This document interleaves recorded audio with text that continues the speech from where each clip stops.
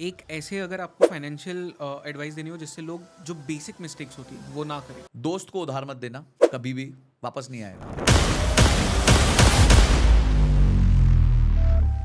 Do you think money builds confidence? It does it gives you a lot of confidence. What is the right age जहाँ पे investment एक इंसान को शुरू कर देनी चाहिए? Is there any right as?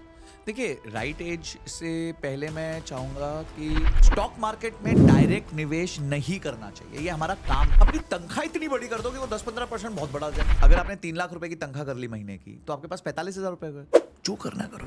घर कब लेना चाहिए? घर तब लेना चाहिए जब 50% डाउन पेमेंट आप अपने जेब से कर सकते विदाउट एनी टेंशन। एसआईपी को थोड़ा और डिटेल में एक्सप्लेन करिए, क्योंकि बहुत सारे लोग हैं जो बात करते हैं एसआईपी के बारे में। SIP is not an investment, first of all. ये मेरा पहले दिन से रूल था। राइट। तो मैंने जैसे ही MBA कंप्लीट करी, जॉब चालू किया, तो मैंने CFA कर ली, लॉ की डिग्री परस्यू करी, एक्सेल के कोर्सेज किए, फाइनेंशियल मॉडलिंग के कोर्सेज किए, because they were very oriented to my goal. क्योंकि फाइनेंस का था तो ये सब डेटा एनालिटिक्स, एक्सेल तो आना ही चाहिए। अब कॉलेज ये सब नहीं सिखाता था उस टाइम पे। अब पता नहीं क्या सिचुएशन। अब भी नहीं सिखाता। अच्छा, okay, things have not changed. तो मार्केट्स जैसे स्टॉक मार्केट्स है, उसमें आपका नुकसान होना ही होगा। तो ये इस दुनिया में कोई ऐसा व्यक्ति नहीं बना जिसका स्टॉक मार्केट में नुकसान ना आया हुआ हो। पर नुकसान के बाद अगर आप कोई एक्शन नहीं लेते तो वो लॉस है, पर अगर आप एक्शन लेते हो तो वो फीस है। कितने बैंक अकाउंट्स होने चाहिए एक इंसान के? मेरे हिसाब से एटलीस्ट 3 होने चाहिए। पहले में आपकी सैलरी आ गई, दूसरे में ऑटोमेटिकली इमरजेंसी फंड में चला गया, तनख्वाह कम है। मैंने 25,000 वालों को भी खुश देखा है और 2.5 लाख वालों को भी रोते हुए देखा है। ये सिर्फ आपके मनी हैबिट्स हैं। डू यू एडवाइस, मतलब लोगों को एडवाइस देते हो आप क्रेडिट कार्ड्स यूज करने के लिए?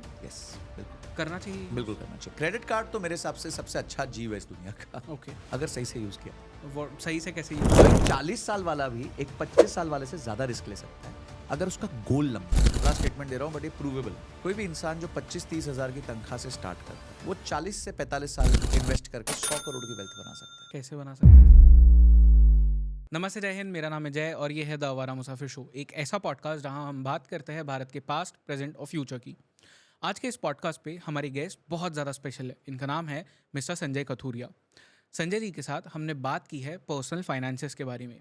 नया साल शुरू होने वाला है, या शायद जब तक ये पॉडकास्ट बाहर आएगा नया साल शुरू हो चुका होगा, और हम सब सर्च कर रहे होंगे कि इस साल ज़्यादा से ज़्यादा पैसा कैसे बनाएं। पैसा ज़्यादा बनाने की एक छोटी सी ट्रिक होती है अपने पैसे को बहुत ही ज़्यादा इंटेलिजेंटली इन्वेस्ट करना। But investment in itself is a very tricky business. इसे ठीक से समझना हमारी रिस्पॉन्सिबिलिटी है। और आज के इस पॉडकास्ट पे संजय जी ने पर्सनल फाइनेंस को, इन्वेस्टमेंट को बहुत ही ईजी तरीके से आप सबके लिए समझाया है। तो अगर आप एक ऐसे इंसान हैं जिसने अपने करियर की अभी अभी शुरुआत की है, जिसने पैसे बनाना अभी अभी शुरू किया है, तो ये पॉडकास्ट सिर्फ आपके लिए है। इस पॉडकास्ट से आपको ये समझ में आएगा कि आपको अपने पैसों को मैनेज कैसे करना है, मनी मेकिंग की फिलॉसफी क्या होती है, और आप आपके पैसे को ग्रो कैसे कर सकते हो मल्टीफोल्ड्स में। आई होप सो आपको ये कॉन्वर्सेशन पसंद आएगा, और अगर आपको पसंद आता है तो मेक श्योर कि आप इस पॉडकास्ट चैनल को सब्सक्राइब जरूर करें। Let's begin this podcast in 3, 2, 1।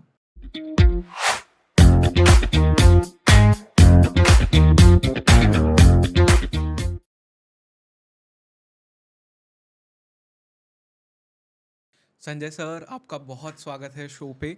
मैं पिछले कई दिनों से, आई वुड से, क्योंकि मैं आपको ऑफ द कैमरा भी कह रहा था कि जब मुझे इन्वेस्टिंग करना स्टार्ट करना था, जी, यू आर द वन जिसके रील्स मैंने देखे, वीडियोस मैंने देखे। So it's an honour to have you here and I am so excited for this thank you podcast. So much for calling. And मैं खुद आपका पॉडकास्ट बहुत टाइम से फॉलो कर रहा हूँ, जी। जैसे मैंने आपको अगेन ऑफ द कैमरा बताया था। And I believe that you the level of question, I never knew that you were a journalist. मेरे को ये पता नहीं था, बट वो क्वेश्चनिंग से होते पूत के पैर पालने में दिख जाते हैं, तो वो समझ आ रहा था कि the level of questioning was thank you so amazing. Much sir, that was thank you. Amazing. So basically मैंने जैसे आपको बता रहा था मैं कि ऑफ द कैमरा कि 24-25 के एज तक I was probably investing, but वो इन्वेस्टमेंट मेरा थोड़ा डिफरेंट पर्सपेक्टिव से था कि ट्रैवल कर लिया, कोर्सेज कर लिए, वो सब कर लिए। Now when I am 27 and going towards my 30s, अब घर से प्रेशर है शादी वादी करने का भी, ओहो, तो समझ में आ रहा है कि नहीं, थोड़ा आटे ये दाल का इसको भाव पता चलेगा। कैपिटलिस्ट सोच के साथ में भी इन्वेस्टमेंट करना पड़ेगा। तो ये technically is going to be that flavour of podcast जी, कि बेसिक से लेके एडवांस तक हम जाएंगे। फर्स्टली बहुत बेसिक चीज़ से शुरू करते हैं। What is the right age जहाँ पे इन्वेस्टमेंट एक इंसान को शुरू कर देनी चाहिए? Is there any right age? देखिए, राइट एज से पहले मैं चाहूँगा कि एक व्यक्ति को गोल्स होने चाहिए लाइफ में। ठीक है, आप है ना बकेट्स बना लो, जैसे put life into buckets, becomes very easy. पहला बकेट है सेल्फ एजुकेशन का, बिकॉज जब भी आप रिटर्न्स की बात करोगे, आपको रिटर्न्स चाहिए, आप निवेश क्यों करोगे? रिटर्न्स Correct, चाहिए, ठीक है। तो रिटर्न सबसे ज़्यादा वैसे कहाँ आएंगे? अगर आप कहते हैं कि मैं 24-23 से थोड़ा बहुत कमाना चालू किया, तो I think you invested in your self, you invested in this setup, आपने टीम बनाई, कैमराज लिए, एक खर्चा किया, निवेश किया, मैं कहूँगा खर्चा भी नहीं कहूँगा, निवेश किया आपने। And I think you are yielding better than anybody who is 26-27 years of age today. तो क्योंकि आपने सेल्फ इन्वेस्टमेंट ज़्यादा की, तो आपने वो बकेट भरा राइट कि सेल्फ इन्वेस्टमेंट करते गए। तो ऐसे ना लाइफ को बकेट्स में बांध देना चाहिए। एक सेल्फ इन्वेस्टमेंट का बकेट है, तो जो पैसा आया उसमें से कुछ पोर्शन सेल्फ इन्वेस्ट, आपने ज़्यादा पोर्शन किया, कुछ लोग कम करेंगे, कुछ लोग बहुत ज़्यादा करेंगे। हर जन का अपना एक इक्वेशन बना, हर जन के लाइफ का इक्वेशन। जैसे मेरा इक्वेशन था कि 5 to 10% of my annual income should go in my self upgradation. ये मेरा पहले दिन से रूल था। राइट तो मैंने जैसे ही MBA कंप्लीट करी, जॉब चालू किया, तो मैंने CFA कर ली, लॉ की डिग्री परस्यू करी, एक्सेल के कोर्सेज किए, फाइनेंशियल मॉडलिंग के कोर्सेज किए, because they were very oriented to my goal. क्योंकि फाइनेंस का था, तो ये सब डेटा एनालिटिक्स, एक्सेल तो आना ही चाहिए। अब कॉलेज ये सब नहीं सिखाता था उस टाइम पे, अब पता नहीं क्या सिचुएशन, अब भी नहीं सिखाता। Okay, things have not changed for last 16 years. तो चलो ठीक है। तो I think now it is more accessible to do courses, क्योंकि अब तो ऑनलाइन हो गया। तब तो मेरे को तो फिजिकल जाना पड़ता था, सेंटर पे जाना पड़ता था। एंड आई सी कि जिस चीज़ के लिए मैंने 25,000 दिए थे 2008-9 में, आज वो 5-7 हज़ार में भी हो जाती है। और मतलब काइंड ऑफ एजुकेशन इन्फ्लेशन उल्टी भी चल रही है on the online space, thanks to this reach which they have had.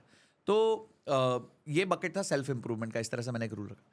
अगला बकेट होगा आपका कि आप इमरजेंसी फंड क्रिएट करो, ठीक है। तो first is you invest in yourself, then is you create an emergency fund. Emergency fund का रूल बड़ा सिंपल है कि अगर आप सिंगल हैं तो try to keep an emergency fund of anywhere around 6 months of your cost, not of your income. Right ठीक है। तो अगर आपकी इनकम 1 लाख है और कॉस्ट 50,000 है फॉर एग्जाम्पल, तो 50,000 इंटू 6, 3 लाख रुपए आपके पास होने चाहिए। And don't do any investment with this, just put it in a plain simple FD, because इस पैसे का काम है कि आपको काम के समय काम आना चाहिए।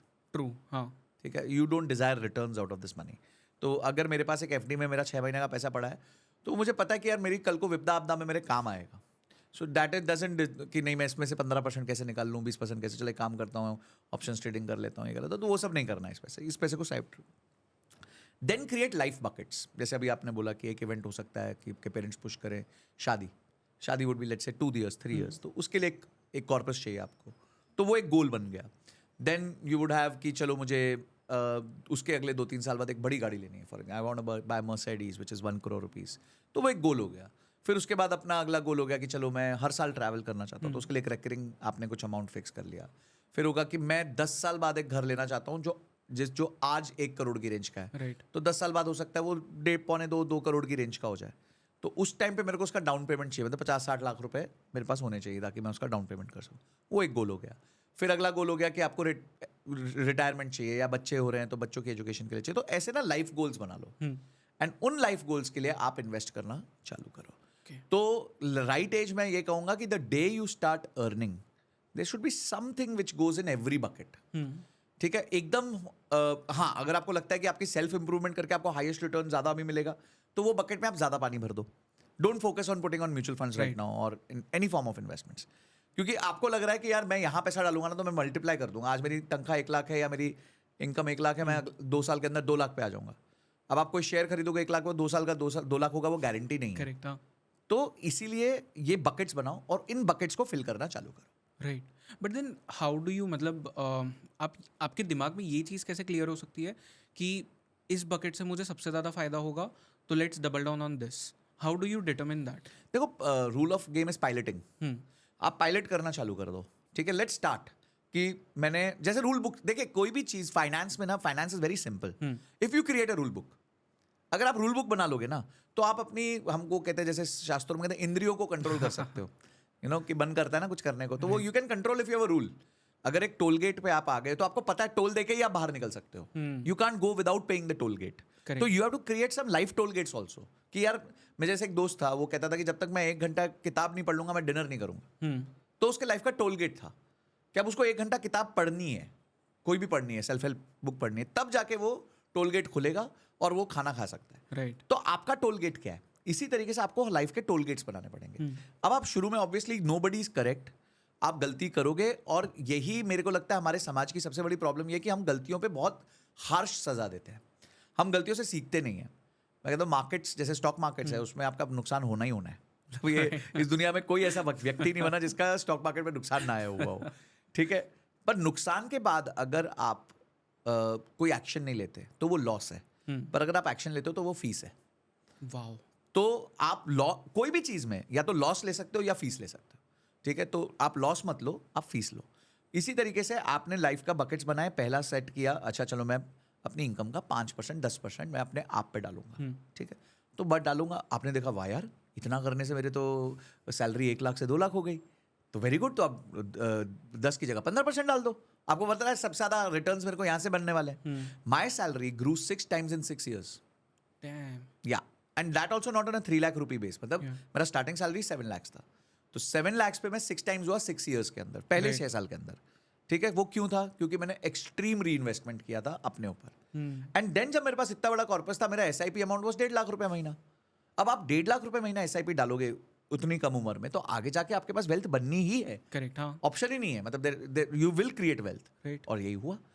तो जब मुझे पता चला कि मेरी सबसे ज़्यादा तनख्वाह तब बढ़ रही है जब मैं अपने ऊपर काम करता हूँ, मैं पर्सनालिटी पे काम करता हूँ, मैं स्किल्स पे काम करता हूँ, देयर वी गो, मेरे को तो बिंगो मिल गया, विनिंग इक्वेशन मिल गया। बट हाँ, आपको लगता है कि नहीं यार मैं जितना भी करूँ शायद मैं नहीं उससे एक लेवल से ऊपर नहीं जा रहा, then start moving to other buckets कि चलो ठीक है मैं इन्वेस्टमेंट्स को बढ़ा देता हूँ, या मैं अपना इमरजेंसी फंड एक रखना है वो रख लेता हूँ।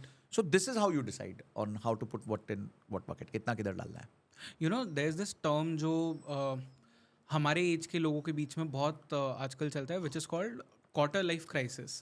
क्वार्टर लाइफ, या अच्छा। तो मिड लाइफ क्राइसिस तो एक था ही, ये अब क्वार्टर लाइफ क्राइसिस मतलब 25 की उम्र में। हाँ, 25 की उम्र में। And why? बिकॉज ये एक ऐसा एज है ना कि जहाँ पे आप पता ही नहीं है कि करे क्या, क्योंकि एट वन हैंड जहाँ पे शायद आपका फर्स्ट जॉब है या प्रॉब्ली सेकंड जॉब होगा, उससे ज़्यादा तो नहीं होगा, आपके पास में पैसे आ रहे हैं, but then you are also spending it on so many things, क्योंकि आज नेटफ्लिक्स है, अमेजॉन प्राइम है, कॉफ़ी शॉप्स जाना है, मूवीज़ इतनी सारी आ रही है, आपको घूमना भी है, आपको शूज़ भी लेना है, कपड़े भी लेना है, कितना खर्चा है। सही कह रहे हो। तो क्वार्टर लाइफ क्राइसिस सबके लाइफ में आ रहा है। बट हाउ डू यू, मतलब ये मनी के साथ में रिलेशनशिप लोगों का क्या होना चाहिए? How do you stop your self कि अगर मैं इतना कमा रहा हूँ तो इतना ही मैं स्पेंड करूँगा? बिकॉज वो आज पावर नहीं है। शायद मेरे पेरेंट्स के जनरेशन में वो पावर था कि हम इससे ज़्यादा नहीं खर्च करेंगे, बट आई माई सेल्फ, मतलब कभी कभी वो मेरे साथ भी हो जाता है कि मतलब वो एक थोड़ा सा लालच आ ही जाता है कि अगर इतना आ रहा है इसमें से लेट्स स्पेंड लिटिल मोर, थोड़ा रॉयल्टी अपने को मिल जाए। तो how do you stop yourself? देखो बहुत बहुत हाई क्वालिटी क्वेश्चन है वैसे, and thanks for introducing me to this term called quarter life crisis. तो देखिए मैं आपको बताता हूँ, मैं CFA की पढ़ाई करता था, and CFA is very daunting, बहुत डिफिकल्ट एग्जाम है। तो उसकी एक एक किताब ना इतनी इतनी मोटी होती थी, ठीक है। इंजीनियरिंग करी तो उसकी भी एक एक किताब इतनी मोटी होती थी। तो मैं ना ओवरवेलम हो जाता था कि अभी मेरे को समझो फाइनेंशियल रिपोर्टिंग एंड एनालिसिस का चैप्टर बुक पढ़नी है, 600 पेज की बुक है ना, टिक की टेंशन आ जाती थी। Everybody can correlate with this. जैसे आप 10 पेज जाओगे, समझो आपने 10 पेज पढ़ लिए कुछ कल, फिर आप है ना आगे के 590 पेज देखोगे और आपकी बैंड बजी रहेगी, यार ये अरे यार अभी तो 590 पेज। तो मेरे एक दोस्त ने ना बड़ा अच्छा हैक निकाला था इसका, वो ना सारी मोटी बुक्स को चैप्टर वाइज फाड़ देता था। ठीक है, तो वो क्या कहता, चैप्टर 1 की ये बुक है, चैप्टर 2 की ये बुक है, चैप्टर 3 की ये बुक है, चैप्टर 4 की। तो अचानक से वही 600 पेज की बुक 30 पेज की हो गई, 35 पेज की हो गई, 50 पेज की हो गई। ठीक है, depending upon the number of chapters. Life भी ऐसी है, ये जो क्राइसिस आती है ना, ये फ्यूचर की अनसर्टनिटीज़ की वजह से आती है, ठीक है, और प्रेजेंट में ना रहने की वजह से आती है। तो at any point of time if you analyse your day, most of the time either you are thinking of the past और द फ्यूचर, कि भाई या तो पास्ट को लेके कुछ रिमोर्स होगा, कोई रिग्रेट होगा, कोई एक हैप्पी मोमेंट होगा, या फ्यूचर को लेके एंग्जाइटी होगी कि मेरा कल को क्या होने वाला है, परसों को क्या होने वाला है। Let me tell you, most of the things which you think, उनकी अकर करने की प्रोबेबिलिटी 1% से कम है। जो भी आप सोच पाते हो, एंग्जाइटी बेस्ड चीजें सोच पाते हो, उनकी probability of occurrence is less than 1%। अगर ये हो गया तो पहले चेक तो करो कितनी में से कितनी बार होगा। तो पहले तो ये क्राइसिस जो है ना, ये हमारी सेल्फ डिफाइंड क्राइसिस या सेल्फ इन्फ्लिक्टेड क्राइसिस है हमारे ऊपर। हमें कोशिश ये करनी चाहिए कि हम आज में जिए, आज का चैप्टर पढ़े और आज के चैप्टर को अच्छे से पढ़े। इससे आप खुश भी रहोगे और अपने गोल्स भी अचीव करोगे। राइट, ठीक है, पॉइंट नंबर 1 ये हो गया। पॉइंट नंबर 2 ये हो गया, मैंने आपको अभी बताया था टोल गेट। आपको लाइफ में टोल गेट्स डालने पड़ेंगे। अगर आप लाइफ में टोल गेट्स नहीं डालोगे तो लाइफ हेवार होगी, उसमें कोई डाउट ही नहीं है ना। मतलब ये तो बहुत सिंपल सी बात है कि अगर आप जो क्या कहते हैं, अगर आप सुनो पानी को उबालोगे तो वो ठंडा थोड़ी होगा, तो गर्म ही होगा. करेक्ट. हाँ. बोलो नहीं यार मैं पानी को उबालूंगा और वो बर्फ बन जाए, दिस इज नॉट पॉसिबल. पानी उबालोगे गर्म होगा, वो हाथ जलेगा अगर डालोगे, और पानी ठंडा करोगे तो बर्फ बनेगी. मतलब ये तो वो सनातन सत्य है ना एक तरीके से. तो उसी तरीके अगर आप अपने टोल गेट्स, बनाए हुए टोल गेट्स नहीं फॉलो करोगे तो आप मरोगे. तो आप टोल गेट्स बनाओ. मैं बता रहा हूँ, हाँ सिंपल है लाइफ. मैं जैसे कहता हूँ कि आपकी औकात होनी चाहिए. औकात का मतलब क्या है? If you can buy twice you can buy once. ठीक है. अगर आपका इमरजेंसी, आप मेरे को एक समझो फॉर एग्जांपल बर्बरी का शर्ट खरीदना है, तो मुझे बहुत पसंद है, तो I will go, I will check. अच्छा ठीक है, 25,000 की शर्ट है, 30,000 की शर्ट है, ठीक है, नो प्रॉब्लम. मेरा क्या इसकी वजह से मेरा इमरजेंसी फंड हिलेगा? नहीं. क्या मेरा इसकी वजह से म्यूचुअल फंड हिलेगा? नहीं. क्या मेरा कोई इस महीने ऐसा एक्सपेंस आ रहा है जो मेरे को पे ऑफ करना है जिसके लिए मुझे कुछ और? नहीं. क्या मैं यही शर्ट 2 बार खरीद सकता हूँ? हाँ, तो ले लो. खत्म, मुद्दा ही खत्म हो गया ना. बट यही आप पे ईएमआई चल रही है, आप पे इमरजेंसी फंड क्रिएट नहीं हुआ, आपने इन्वेस्टमेंट स्टार्ट नहीं करी, और अब आप बर्बरी की शर्ट या आईफोन लेने जा रहे हो, तो देन इट्स रॉन्ग. राइट. फिर डोंट ब्लेम अदर्स कि मेरे पास पैसे नहीं बचते, ये नहीं होता, इसके मेरी तो तनख्वाह कम है. मैंने 25,000 वालों को भी खुश देखा है और 2.5 लाख वालों को भी रोते हुए देखा है. ये सिर्फ आपके मनी हैबिट्स हैं जो आपको लाइफ में आगे लेके जाते हैं. टोल गेट्स क्रिएट करो, रूल्स बनाओ. Rule could be as simple as luxury पे मैं अपनी तनख्वाह का 20% से ऊपर नहीं खर्च करूंगा, या BNPL पे, बाय नाउ पे लेटर की EMI पे 10% या 15% से ऊपर नहीं डालूंगा. अब वो 10-15, अपनी तनख्वाह इतनी बड़ी कर दो कि वो 10-15% बहुत बड़ा जाए. राइट. हाँ. अगर आपने 3 लाख रुपए की तनख्वाह कर ली महीने की, तो आपके पास 45,000 रुपए गए. जो करना करो.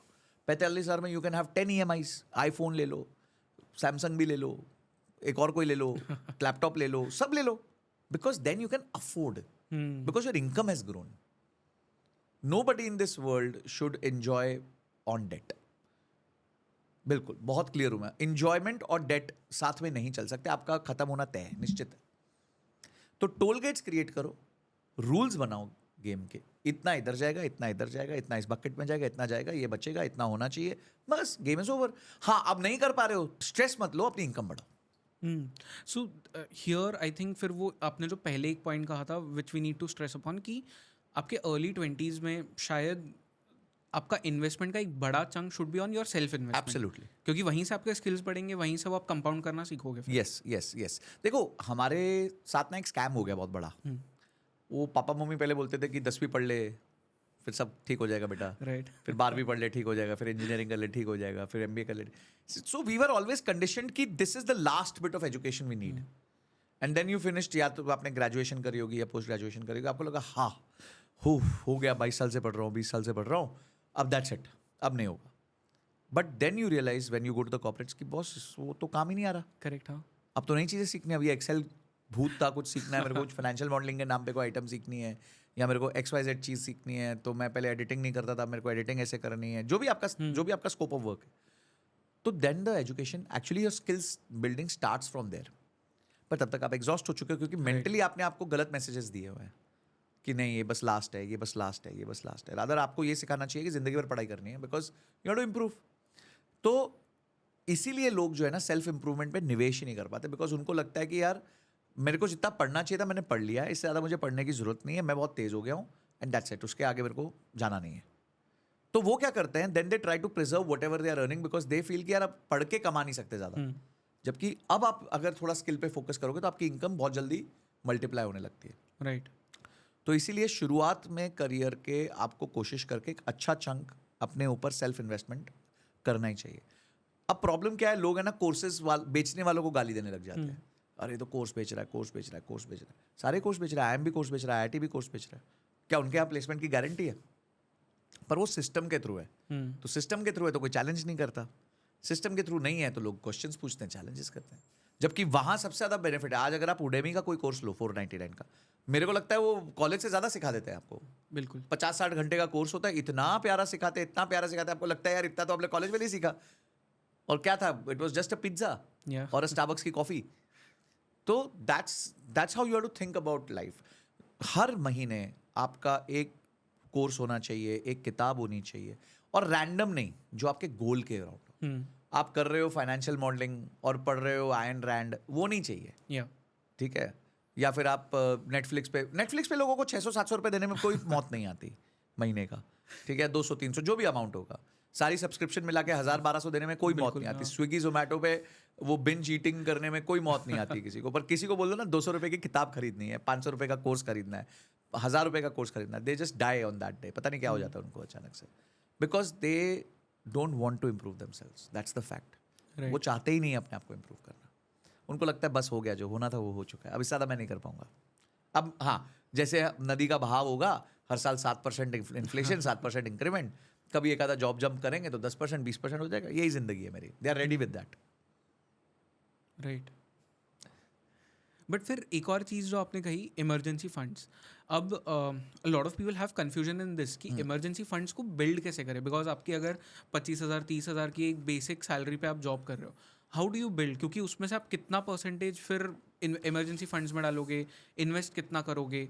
शुड दिस बी डन, मतलब इन्वेस्टमेंट करते करते, या पहले सिर्फ आप इमरजेंसी फंड्स बनाने पे फोकस करो? What is the process? देखिए, अगर आपकी इनकम कम है, सिर्फ ह्यूमंस को ना सिक्योरिटी चाहिए होती है। या उनको एक फीलिंग ऑफ, आप आज बहुत हमने केसेस सुने पीछे जब बच्चों ने सुसाइड किया है, अच्छी अच्छी ऑर्गेनाइजेशंस में, हाई ग्रेड ऑर्गेनाइजेशंस में, क्योंकि वर्क प्रेशर बहुत था। अब वर्क प्रेशर को टैकल करने का एक और तरीका भी है कि आप उसको ना भी बोल सकते हो कि sorry, I don't want to work here any more, thank you so much. ये भी एक तरीका है। ठीक है, आपसे नहीं हो रहा ना, मत करो, कोशिश करो, फिर भी मत करो, ठीक है, नहीं हो रहा। पर आप क्यों ना नहीं बोल पाए? क्योंकि आपके पास इमरजेंसी फंड नहीं था, इसलिए ना नहीं बोल पाए। जिस आदमी के पास इमरजेंसी फंड होता है ना, उसके लिए ना बोलना आसान होता है। तो सबसे ज़्यादा आपको ताकत जो देता है वो आपका इमरजेंसी फंड देता है। इन्वेस्टमेंट से भी ज़्यादा इमरजेंसी फंड देता है। तो शुरू में फोकस ये करो कि इमरजेंसी फंड तो फटाफट क्रिएट करना चालू करो। अगर मैं कहूँ, एक इक्वेशन दूँ कि कोई व्यक्ति 50,000 रुपये महीना कमा रहा है, तो 50,000 में से उसको 10% तो मिनिमम अपने ऊपर सेल्फ इन्वेस्टमेंट करना चाहिए। 10 से 15% उसको कॉर्पस इमीडिएटली इमरजेंसी फंड में बिल्ड करना चाहिए। बाकी अपने जो खर्चे हैं वो निकालने चाहिए और निवेश करना चाहिए, ठीक है? इस तरह से करना। जिस दिन आपका इमरजेंसी फंड का बकेट भर गया, अब आपकी सेफ्टी सिक्योरिटी भर चुकी है, अब पूरा पैसा आप मूव कर दो इन्वेस्टमेंट्स में, राइट। ठीक है? आई am okay with you not compounding your money for 6 months 12 months, it's okay. पर जो सेंस ऑफ सिक्योरिटी मिलती है ना आपको इमरजेंसी फंड के साथ, उसका कोई मैच ही नहीं है। The power to say no is only when you have an emergency fund. तो इमरजेंसी फंड को शुरू में ज़्यादा फोकस करके बिल्ड कर लो, आपको बहुत अच्छी पावर दे देगा वो। Do you think money builds confidence? It does, it gives you a lot of confidence.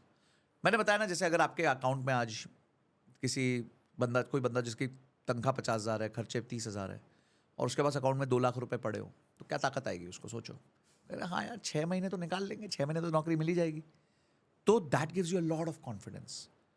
Money has that nature to give you confidence, and ज़्यादा money has a nature to give you over confidence. तो ये भी एक problem है। Right. But then अगर उसको एक दूसरे लेंस से देखे, there are two people, one who is earning 25,000 30,000, but उसमें से एक बड़ा चंक, लेट्स से अराउंड 70% ही is able to save, and at the same time दूसरा एक बंदा है हु इज़ अर्निंग 70,000 80,000, बट वो पे चेक टू पे चेक जी रहा है, उसने कभी इन्वेस्टमेंट नहीं किया, कभी डेट नहीं, हमेशा डेट में ही जिया है, एंड अब उसको सब रीपे करना है। Who do you think will be more confident in that? देखिए, in that case the first person. एक बार क्या हुआ, ये महाभारत का एक प्रसंग है कि 5 पांडव जो थे ना, उनको वनवास मिला हुआ था, एग्जाइल 13 years। तो बड़े थके हारे 5 घूम रहे थे और प्यास लगी, तो उन्होंने एक छोटा सा तालाब देखा, वहाँ गए, वहाँ पे उन्होंने बोला कि हम पानी पीते, तो यक्ष अपीयर किए। तो यक्ष ने बोला, तुम मेरे सवालों का जवाब दो, फिर पानी पीना, नहीं तो मर जाओगे। तो सबसे पहले शायद सहदेव गए थे, तो सहदेव गए, उन्होंने सुनी नहीं, पी लिया पानी, मर गए। फिर नकुल गया, नकुल के साथ भी हुआ, अर्जुन गए, अर्जुन के साथ भी हुआ, भीम गए, भीम के साथ भी हुआ, एंड में युधिष्ठिर जी महाराज बचे। युधिष्ठिर जी महाराज तो सत्य के हमेशा, you know, he is been that epitome. तो यक्ष आस्क्ड हिम कि मैं क्वेश्चंस पूछूंगा, देख तेरे चारों भाई मरे हुए हैं, बट अगर तू आंसर कर, मैं सबको जिंदा कर दूंगा, ठीक है? तो उसमें एक क्वेश्चन हो, he asked him somewhere around 124 questions about life and everything. अगर वो प्रसंग कोई सुन लेना, उसका जिंदगी के सारे कंसेप्ट क्लियर हो जाएंगे। That's it. मतलब उसको फिर कोई पॉडकास्ट देखने की भी जरूरत नहीं है वैसे। बट उसमें क्या था, उन्होंने एक क्वेश्चन पूछा था कि दुनिया में खुश कौन है? यक्ष ने पूछा Yudhishthir. And in that era of Mahabharat, he gave a financial answer. Okay Yeah.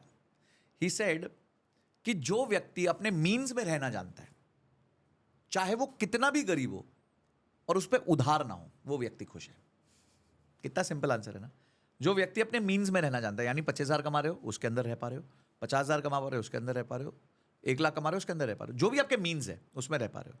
चाहे आप कितने भी गरीब हो, चाहे आपकी तनख्वाह 15,000 20,000 ही क्यों ना हो, और आप पे उधार नहीं है, तो आप हमेशा दुनिया के सबसे खुश आदमी होगे. This is the definition of happiness. तो अब आप देखो, as a person, as a viewer, as a person who is looking at his own finances, कि क्या आप इस सेट में टिक कर पा रहे हो तीनों पॉइंट को. अगर तीनों पॉइंट टिक है तो just be happy because you are better than everybody else. फिर फोमो मत रखोगे यार, इसके पास गाड़ी, इसके पास घड़ी, इसके पास ये, इसके पास वो, सब उधार पे है. जिसके पास पैसा ना हो उसके बैंक में पता नहीं चलता. The real wealth is something which is not visible. ये जो बाहरी दिख शौक है ना, वो तो खर्चा है, वो तो पैसा जा चुका है. वो जा चुका है इसलिए वो पैसा आया. अगर एक आपके पास लुई विटॉन की बेल्ट आई है क्योंकि आपने पैसे दे दिए तो वो बेल्ट आई. अब वो दिए कैसे, मुझे क्या पता, आपने उधार लेके दिए या खुद की जेब से दिए. और अगर खुद की जेब से भी दिए तो क्या आपकी वक्त थी देने की. अ lot of people will do a job and first 5-6 महीना पैसा इकट्ठा करके लुई विटॉन की बेल्ट खरीदेंगे और उतरेंगे ऑटो से. No, what do I take off it. कोई भी देख के क्या बोलेगा, नकली है ना. राइट. मतलब जो आपका ऑब्जेक्टिव था वो भी अचीव नहीं हुआ. आपका पूरा इकोसिस्टम उस लेवल का होना चाहिए. आपकी गाड़ी, घर, behaviour, position in the society, पहले वो क्रिएट कर लो. तो मैं हमेशा कहता हूँ, don't buy a brand, build a brand. It is easy to buy a brand ना, कि उसमें पैसे लगते हैं. हाँ.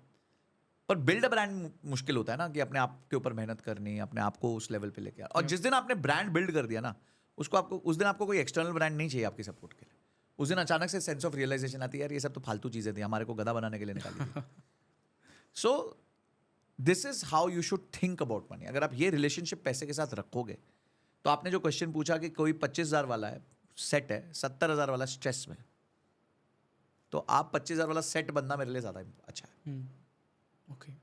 सो you need to be clever उस सेंस में. क्लेवर नहीं, आप बस, मैं बता रहा हूँ, a fool with a plan is better than an intelligent person without a plan. आप फूल बन जाओ, अपना प्लान लिख लो और उस रूल्स को फॉलो करो. मैंने देखा है लाइफ में, मैं बहुत बिजनेसमैन को ट्रेन करता हूँ, they are not intelligent at all, but they have a plan. That's it. They know when they wake up, कितने बजे ऑफिस आएंगे, कितने बजे क्या करेंगे. उनके रूटीन सेट है, उनके डीलो जिसे हम कहते हैं day in life of set है. उनको पता है करना क्या है बस, but they are disciplined about it. और एक बहुत इंटेलिजेंट आदमी है पर उसको पता ही नहीं करना क्या है. राइट. तो a fool with a plan is better than an intelligent person without a plan. Okay. And आपने जो इमरजेंसी फंड्स की बात की, should you have like 2 separate bank accounts के, एक में आप इमरजेंसी फंड्स का अपना सब सिक्योर कर लो एंड भूल जाओ उसको फिर. बिल्कुल. Okay. If you can create this discipline of multiple bank accounts, बहुत लोग कर नहीं पाते. कितने बैंक अकाउंट्स होने चाहिए एक इंसान के? मेरे हिसाब से एटलीस्ट 3 होने चाहिए. पर्पस? हाँ, पहले में आपकी सैलरी आ गई, दूसरे में ऑटोमेटिकली इमरजेंसी फंड में चला गया, तीसरे में एक्सपेंस अकाउंट में चला गया, और वहीं से सैलरी जो इनमें से बचा और जो ऊपर रह गया वो इन्वेस्टमेंट अकाउंट में चला गया. क्योंकि इन्वेस्टमेंट के लिए अकाउंट नहीं होता, फिर आप डीमैट होगा या म्यूचुअल फंड होगा या जो भी होगा, फोलियोज होंगे आपके. बट ये अगर आप डिसिप्लिन क्रिएट कर पाए और एस्क्रो कर दो, तो उससे भी अच्छा है कि पैसा आया तो इतना इधर चला जाएगा, इतना इधर चला जाएगा. मैं बता रहा हूँ, routines and discipline and rule books only will save you. और अगर आप उसको ऑटोमेट कर दो तो नथिंग बीट्स इट. और लोग ऑटोमेट क्या कर रहे हैं पता है? लोग ऑटोमेट कर रहे हैं सब्सक्रिप्शन को. लोग ऑटोमेट कर रहे हैं क्रेडिट कार्ड की पेमेंट को. मैं बता रहा हूँ, मैं हैरान हो जाता हूँ, लोगों को पता ही नहीं होता उन्होंने ऑटोमेट किया हुआ है अपने क्रेडिट कार्ड के बिल को. That's the biggest crime you can do in your life, because that insures कि आप बिल चेक ही नहीं कर रहे. करेक्ट. हाँ. कोई भी चार्ज लग गया आपको पता ही नहीं चलेगा. रिन्यूअल हो गया पता ही नहीं चलेगा. आपको पता है रिन्यूअल कर सकते हैं, अगर आप बात करोगे तो शायद रिन्यूअल फीस वेव हो जाती है, पर कैसे पता चलेगा? आपने तो ऑटो पे करा हुआ है. You are not conscious about what you are spending. उसको ऑटो पे नहीं करना है भाई. हर बार पूछना चाहिए कब भरू क्या. राइट. तब पीड़ा होगी, अरे हाँ यार क्यों, मेरे को जरूरत है क्या नेटफ्लिक्स की, मैं तो पिछले 3 महीने से कोई मूवी नहीं देखी, छोड़ यार अभी एक बार 2-3 महीने बंद करके देखते हैं. That's a saving. चाहे वो 200 की सेविंग है. आपकी चाय तो फ्री हो गई महीने की. 7 रुपए की एक चाय आती दिन की.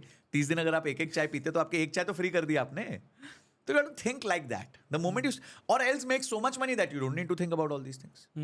या तो उतना पैसा बनाओ कोई मेरी तरफ फिर कुछ भी मत करो, जाओ मस्ती करो, पूरा रोज नई चीजें खरीदो. राइट. इधर गो टू दैट लेवल. और if you are struggling, your in initial days of your life, आप अभी स्टार्ट कर रहे हो, आपकी तनख्वाह कम है, धीरे धीरे बढ़ेगी, तो बस ये सब करो, नहीं तो मौत आ जाएगी. डू यू एडवाइस, मतलब लोगों को एडवाइस देते हो आप क्रेडिट कार्ड्स यूज़ करने के लिए? यस, बिल्कुल करना चाहिए use? बिल्कुल करना चाहिए. क्रेडिट कार्ड तो मेरे हिसाब से सबसे अच्छा जीव है इस दुनिया का, ओके. अगर सही से यूज किया तो. वो सही से कैसे यूज़ सही से कैसे यूज करना, उसके रूल्स है. देखो मैं आपको बताता हूँ.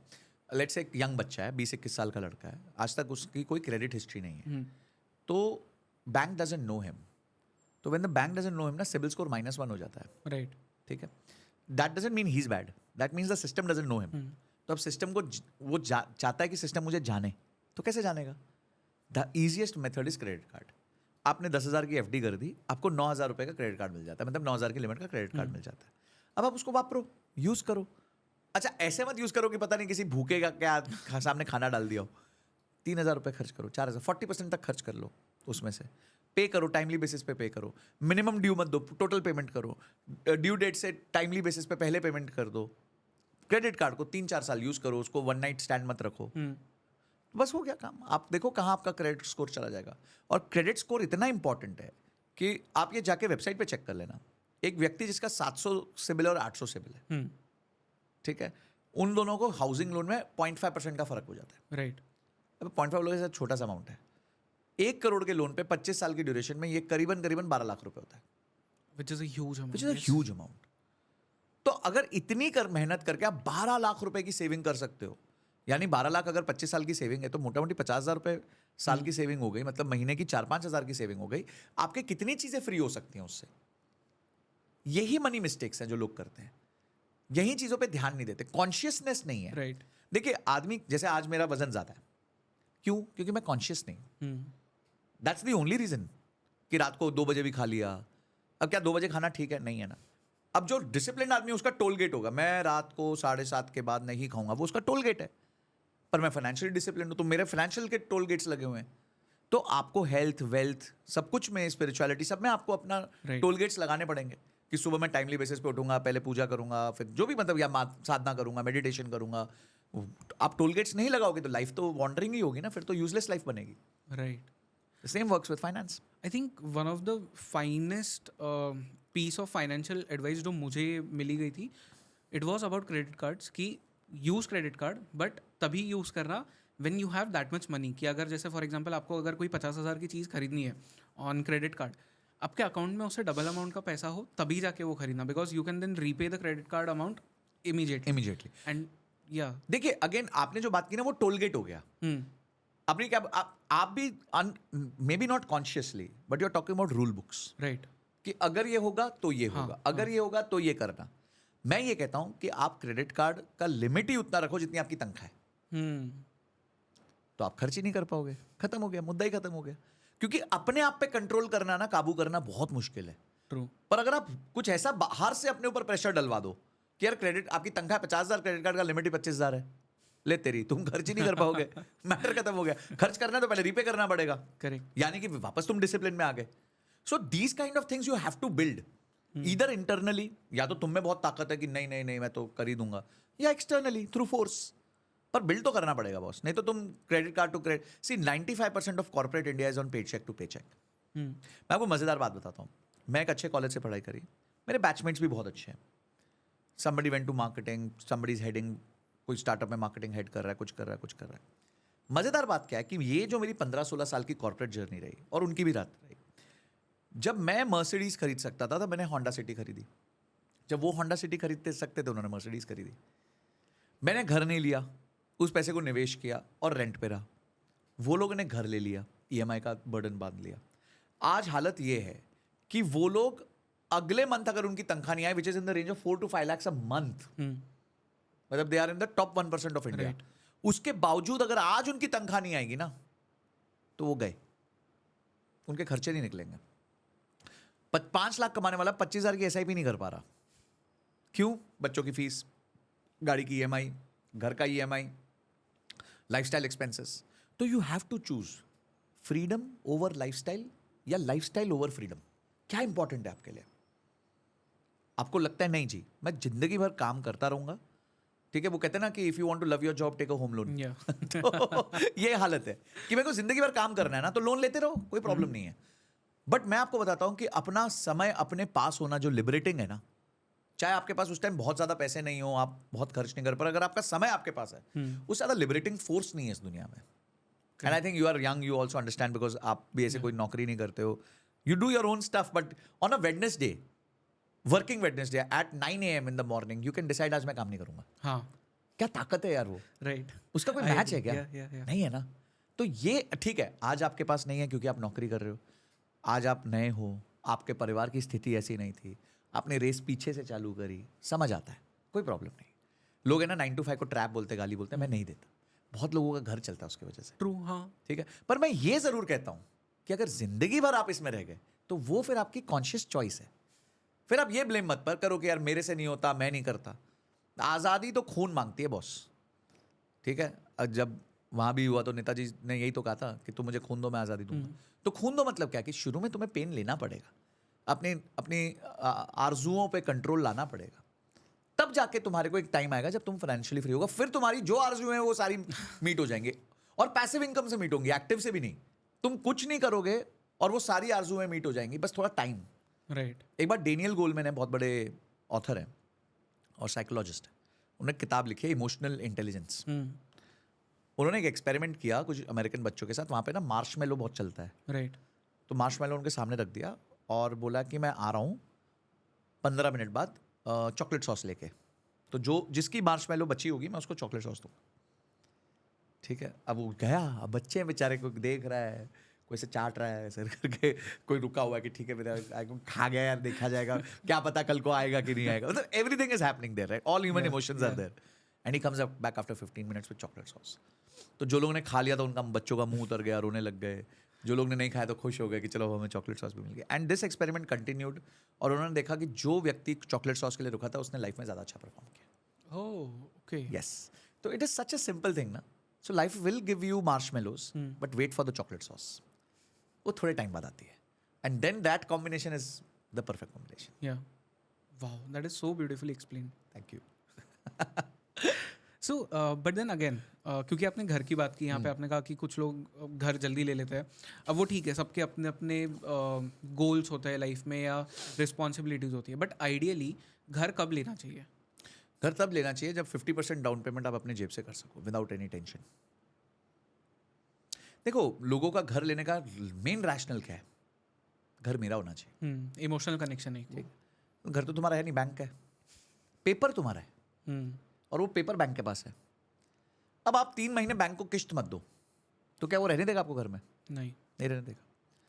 तो basically you have chosen bank as a landlord for the next 20 years, and I have chosen a landlord over the next 20 years। Choice तो दोनों की सेम है, फर्क थोड़ी है चॉइस में। अगर मैं 3 महीने मेरे लैंडलॉर्ड को पैसा नहीं दूंगा, वो भी मेरे को बाहर फेंक देगा, और अगर तुम 3 महीने बैंक को पैसा नहीं दोगे तो वो भी बाहर फेंक देगा। बात तो एक ही है। अब बैंक जो है आपको 9% चार्ज करता है, मेरा लैंडलॉर्ड मुझे 2% चार्ज करता है, तो मेरे पास 7% का गैप बचता है। तो जो घर आज मैं जिसमें हूं वो 75,000 के रेंट पे है। It's a 4.5 crore rupee house with 75,000 rupees of rent, out of which 5,000 6,000 तो बेचारा मेंटेनेंस भी भरता होगा, तो उसको तो 70,000 आता होगा। अगर यही घर मुझे लेना होता तो मेरी किश्त होती करीबन 3.25 लाख रुपए, राइट। तो मैं 2.5 लाख रुपए बचा रहा हूँ। यही 2.5 लाख अगर मैं 20 साल SIP करता हूँ बिना दिमाग लगाए, तो I will make 25 crore rupees। उस दिन खरीद लूंगा। और यही हुआ मेरे साथ। जिस घर में मैं आज रहता हूँ, जब मैं स्टार्ट किया जॉब 23-24 का, I couldn't afford to buy that house where I am staying today in Bombay, मतलब जो मेरे पेरेंट्स का घर है। जी। तो अगर उस दिन मेरे पेरेंट्स मुझे बोलते कि चल यही घर खरीदना है हमारे को, 2008 की बात कर रहा हूँ, जब मैंने जॉब स्टार्ट किया, मैं नहीं खरीद सकता था। आज वो बढ़े हुए प्राइस पे मैं 3 बार खरीद सकता हूँ। बढ़े हुए प्राइस पे, बढ़ा है ना, प्राइस तो बढ़ा है 16 साल में। तो लॉजिक देते हैं ना लोग मेरे को कि सर प्राइस बढ़ गया तो बढ़ेगा ही, वो तो बढ़ेगा। राइट। पर मेरी इन्वेस्टमेंट के रिटर्न्स और मेरी खुद के इन्वेस्टमेंट के रिटर्न ज़्यादा तेजी से बढ़ेंगे। तो मेरे पास चॉइस है कि मैं बैंक को EMI दूं या होल्ड कर लूं, वापस चॉकलेट सॉस के लिए वेट करूं। राइट। हाँ। और वो चॉकलेट सॉस ये है कि आज मैं वो घर 3 बार ले सकता हूं और फिर भी मेरे पैसे खत्म नहीं होंगे, फिर भी मैं जो आज लाइफस्टाइल रह रहा हूं वो लाइफस्टाइल कंटिन्यू कर सकता हूं। This is the difference when you make this kind of decisions early in your life. और अगर आपने अर्ली ले लिया तो आप फंस गए 20 साल के लिए. करेक्ट. हाँ. एक्स्ट्रा आप तो 3x 4x ज्यादा दे रहे हो ना, तो वो कहां से आएगा इनकम? या तो इनकम उतनी मल्टीप्लाई करो. अब अगर मुझे कोई भी घर लेना है मैं ले सकता हूं. 50% डाउन पेमेंट करूंगा, 50% का लोन लूंगा. वो भी इसलिए लूंगा क्योंकि कुछ इंटरेस्ट का बेनिफिट मिल जाएगा, कुछ होगा, बस दैट्स इट. नहीं तो मैं तो डाउन पेमेंट पे घर लूंगा. तो इमोशन से पहले ना औकात बनाओ, तब इमोशन की बात करना. राइट. कुछ लोग होते हैं जो आई वुडेंट से कि मतलब फाइनेंशियली तो साउंड होते हैं, एंड आई डोंट नो कि इफ ये मिस्टेक है या नहीं है, you are the right person to जज दैट, बट उनके पास में जैसे ही पैसे आ गए उस पैसे को शेयर मार्केट में डाल दिया या इन्वेस्टमेंट के लिए डाल दिया. दे लाइक टू, मतलब उनका पॉकेट हमेशा एम्प्टी रखना चाहते हैं वो. दे वांट कि इसको कहीं ना कहीं इन्वेस्ट करते रहो, पैसा जाते रहना चाहिए. Is this right way to look at it? देखिए, पैसे ना हमेशा जेब में कूदते हैं. They jump in your pocket. And बहुत मुश्किल है किसी का भी पैसे के साथ एक इस तरह का रिलेशन बनाना कि पैसा होने के बावजूद आपका हाथ में खुजली ना हो. बहुत मुश्किल, very difficult, very difficult. And I also suffered from this. Again, what ever I am saying, I am not God. This was not my practice from day one. मैंने भी गलतियां करी हैं, पर वही है ना, वेदर इट्स अ कॉस्ट या इट इज अ फीस, वो आपको डिसाइड करना है. लॉस है या फीस है, ये आपका डिसीजन होता है हमेशा. तो मेरी फीस थी. मैं जितने भी पैसे दिए ना, मैं जितना पैसा आज लॉस करा है या जो भी मैंने फीस कह लो उसको, उतना मैं आज महीना कमाता हूँ. तो जितना मैंने जीवन में क्यूमुलेटिवली लॉस किया, जिसको मैंने फीस में कन्वर्ट किया, आज मैं उससे ज़्यादा महीने का कमा लेता हूँ. तो वो मैंने अपने आप को बिल्ड किया उस तरीके से. क्या could afford, sometimes you can afford ना ये सब मस्ती करना, तो मैं अफोर्ड कर सकता हूँ ये मस्ती करना. तो आप भी बनाओ. अब आपके पास लमसम पैसा आया है, तो लमसम पैसे को साइड कर दो, आंखों से दूर कर दो. पर आंखों से दूर स्टॉक मार्केट में मत करो. स्टॉक मार्केट में डायरेक्ट निवेश नहीं करना चाहिए, ये हमारा काम नहीं है. आप और मैं आज सोमवार सुबह बैठ के एक पॉडकास्ट रिकॉर्ड कर रहे हैं ना. आप स्टॉक मार्केट देख सकते हो ना मैं स्टॉक मार्केट देख सकता हूं. राइट. और मार्केट अभी क्रैश कर गई 20% इस टाइम पे, तो क्या करेंगे हम तो पॉडकास्ट में. By the time we get up from the podcast हम देखेंगे ओह ये तो हो गया, सुपड़ा साफ हो गया अपना. तो this is not for us. हमारा काम है हमारा काम करना. पॉडकास्ट, कंटेंट, एजुकेशन, जो भी हमारा काम है, whatever we are doing, journalism. Investment का जो काम है ना, वो एक्सपर्ट्स का काम है. उसको दे दो, वो करेगा. अब वो म्यूचुअल फंड के थ्रू दो, ईटीएफ के थ्रू दो, पीएमएस के थ्रू दो, वो अपन डिसाइड कर सकते हैं depending upon everybody stage of life. पर आपका काम है ही नहीं निवेश करना स्टॉक मार्केट में. Right. तो जब भी आपके पास लमसम आए तो लमसम को आप एक बार के लिए एफडी में डाल दो. हाई पेइंग एफडी में डाल दो, पार्शली इधर डाल दो लो पेइंग में, पार्शली हाई पेइंग में डाल दो. और फिर सोचो कि इसको मैं कैसे री इन्वेस्ट करूं. इमीडिएट मत री इन्वेस्ट करो, और हमेशा टुकड़ों में इन्वेस्ट करो, नहीं तो आप मार्केट को टाइम कर बैठोगे. और अगर आपके पास कोई ऐसी अपॉर्चुनिटी रियल एस्टेट में आती है, कुछ आती है, तो उसके रूल्स होते हैं कि भाई जैसे लिक्विड होना चाहिए पैसा, और मतलब आपको इमीडिएटली नहीं चाहिए, तो वो रूल्स में अगर बैठ रहा है तो डाल दो पैसा. पर अगेन घूम फिर के मैं हमेशा एक बात पे आता हूं कि लमसम इन्वेस्टमेंट बहुत रिस्की होती है. आज अगर स्टॉक मार्केट जो भी लेवल पे है, मैं आज उठा के 25 लाख रुपए उसमें डाल दूं और कल वो 20% करेक्ट कर गई, तो 5 लाख रुपए नीचे आ जाएगा. राइट. अब वो 5 लाख रिकवर होने को बहुत टाइम लग जाएगा. पर यही मैं 25 लाख की जगह महीने का 50,000 1 लाख की SIP कर देता उसकी, और वो 1 लाख डालने के बाद 20% गिरता, तो कितना होता? 20,000 ही गिरता ना. तो मुझे इतना फर्क नहीं पड़ता, क्योंकि अगली बार जब मैं खरीद रहा था तो मैं 80,000 के भाव पे खरीदता. राइट. फिर मैं 90 पे खरीदता, तो वो एवरेजिंग होके मेरे को एक लंबे समय पे फायदा दे देता. तो यही फर्क है लमसम और SIP के बीच में. ओके, एक्सप्लेन करिए SIP को थोड़ा और डिटेल में एक्सप्लेन करिए, क्योंकि बहुत सारे लोग हैं जो बात करते हैं SIP के बारे में, बट देन अगेन क्योंकि फर्स्ट टाइम इन्वेस्टर्स है, उन्हें पता ही नहीं है कि एग्जैक्टली क्या होता है, इंक्लूडिंग मी. तो I want to understand this from you first hand. देखो, SIP is not an investment. First of all मेरे को ना काफी मैसेजेस आते हैं DM इंस्टाग्राम पे, सर मुझे SIP में इन्वेस्ट करना है. हाँ. आप SIP में नहीं, आप SIP से इन्वेस्ट करते हो. राइट. ठीक है. तो SIP is a mode of investment. और अर्लीस्ट SIP जो हमें सिखाई गई थी, वो हमारे शास्त्रों में सिखाई गई थी. धनतेरस के दिन जाके गोल्ड खरीदना. हाँ. उससे अच्छी SIP क्या है? आप गए धनतेरस पे, हर धनतेरस पे जाके आपने जितना भी ग्राम तय किया, जो आपकी क्षमता है, 1 ग्राम 2 ग्राम 5 ग्राम 10 ग्राम 100 ग्राम 1 किलो, जो खरीद सकते हो आप खरीदते थे. तो isn't that an SIP? या. That's an SIP which our parents have been doing, grandparents have been doing for very long. तो क्या होता है, धीरे धीरे घर में गोल्ड कलेक्ट होता है. तो आज अगर मेरे फादर पिछले 40 साल से बाय कर रहे हैं, और अगर वो 40 साल से 10 ग्राम भी बाय कर रहे थे, तो आज मेरे पास 400 ग्राम सोना है जिसकी वैल्यू करीबन करीबन 32 लाख रुपए है। देयर यू गो, बहुत बढ़िया हो गया। तो ऐसे ही आप किसी भी चीज में एसआईपी कर सकते हो। आपको लगता है देश में सबसे बड़ी 5 कंपनी ये है, मैं इन कंपनियों में एसआईपी करना चाहता हूं, आप कर सकते हो। आपको लगता है नहीं मैं निफ्टी 50 के जो बास्केट है 50 स्टॉक्स का उसमें करना चाहता हूं, आप उसमें कर सकते हो। आपको लगता है नहीं जी कोई स्मॉल कैप का बास्केट है उसमें करना चाहता हूं, उसमें कर सकते हो।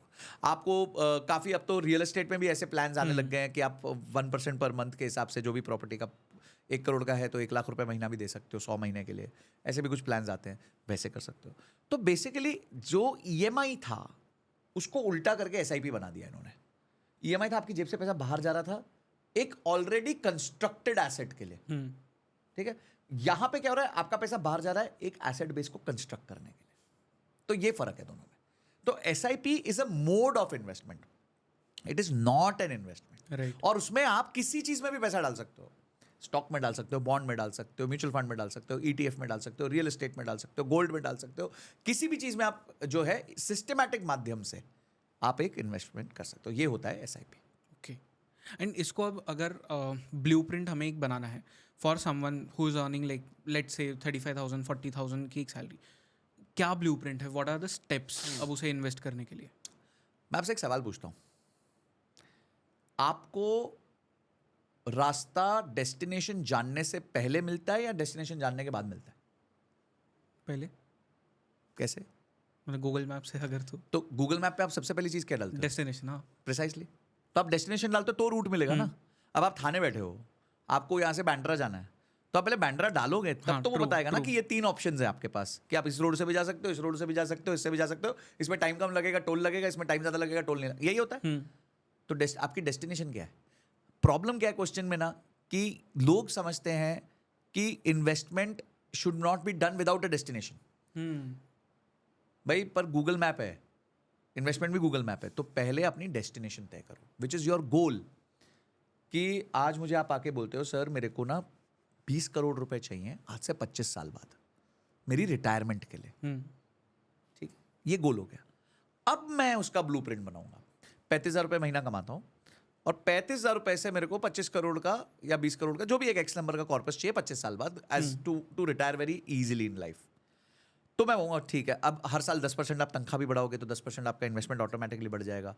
तो स्टेप अप हम करेंगे। राइट। फिर हम बताएंगे अच्छा जितना आपका अवधि लंबी होती है, जितना आपका गोल दूर होता है, उतना हम रिस्क ज्यादा ले सकते हैं। सिंपल है, बिकॉज कल को आपका गोल अगर 3 साल दूर है और मैं सारा पैसा स्मॉल कैप में डाल दूं और स्मॉल कैप 30% क्रैश कर जाए तो हो गया आपका, तो फिर गोल जिंदगी में पूरा नहीं होगा।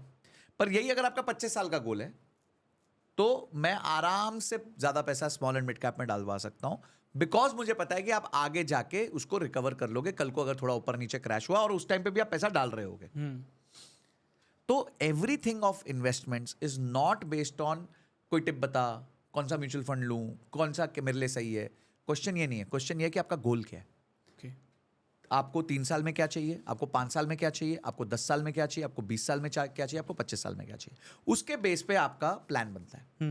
मुझे लोग आके कहते हैं सर एक इक्वेशन है which is 100 minus your age is equal to equity, शायद आपने सुना होगा जी, कि अगर आप 25 साल के हो और आपके पास 100 रुपए हैं तो 100 माइनस 25 यानी 75 रुपए उस 100 रुपए में से आप इक्विटी में डालो और 25 रुपए जो है वो आप उसमें डालो, क्या कहते हैं, डेट में डालो।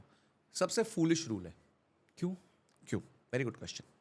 आप 25 साल के हो, मैं 40 साल का हूं, तो आपके लॉजिक के हिसाब से रिस्क कौन ज्यादा ले सकता है? मैं। ठीक है, आपने एक गोल बनाया कि आपको 5 साल में गाड़ी चाहिए, मैंने एक गोल बनाया मुझे 20 साल में रिटायरमेंट चाहिए। अब ज्यादा रिस्क कौन ले सकता है? आप। क्यों? मेरी तो एज ज्यादा है। देखा, अचानक से आपका आंसर बदल गया, बिकॉज मैंने गोल का ड्यूरेशन बता दिया। तो एक 40 साल वाला भी एक 25 साल वाले से ज्यादा रिस्क ले सकता है अगर उसका गोल लंबा है। तो ये सो जो स्टैंडर्ड इक्वेशंस है ना, ये इस तरह की इन्वेस्टमेंट्स में नहीं लगती, और यही मुझे डर लगता है कि जो कुछ इन्फ्लुएंसर्स आके इस तरह से इक्वेशन दे बैठते हैं कि 100 माइनस योर एज, ये वो, I think that's not the right way. People should learn only one thing, how to set goals. Right. कि मैं अपना गोल कैसे सेट करूं। लॉ ऑफ अट्रैक्शन की लोग बातें करते हैं आजकल। लॉ ऑफ अट्रैक्शन क्या है? हम लोग ने सिखाया, फाइनेंस वालों ने। गोल based investing is law of attraction. आज मैं अगर 5 साल बाद मुझे गाड़ी चाहिए, बड़ी गाड़ी चाहिए, करोड़ रुपए की गाड़ी चाहिए, तो मैं तो लॉ ऑफ अट्रैक्शन कर दिया ना।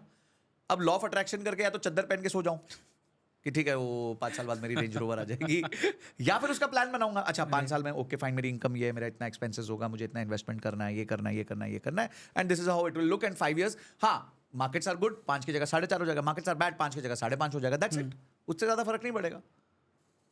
तो कोई भी इन्वेस्टमेंट का rule number 1 is, blueprint is to find your goal, and goal has to be smart, it has to be specific, measurable, achievable, relevant and time based.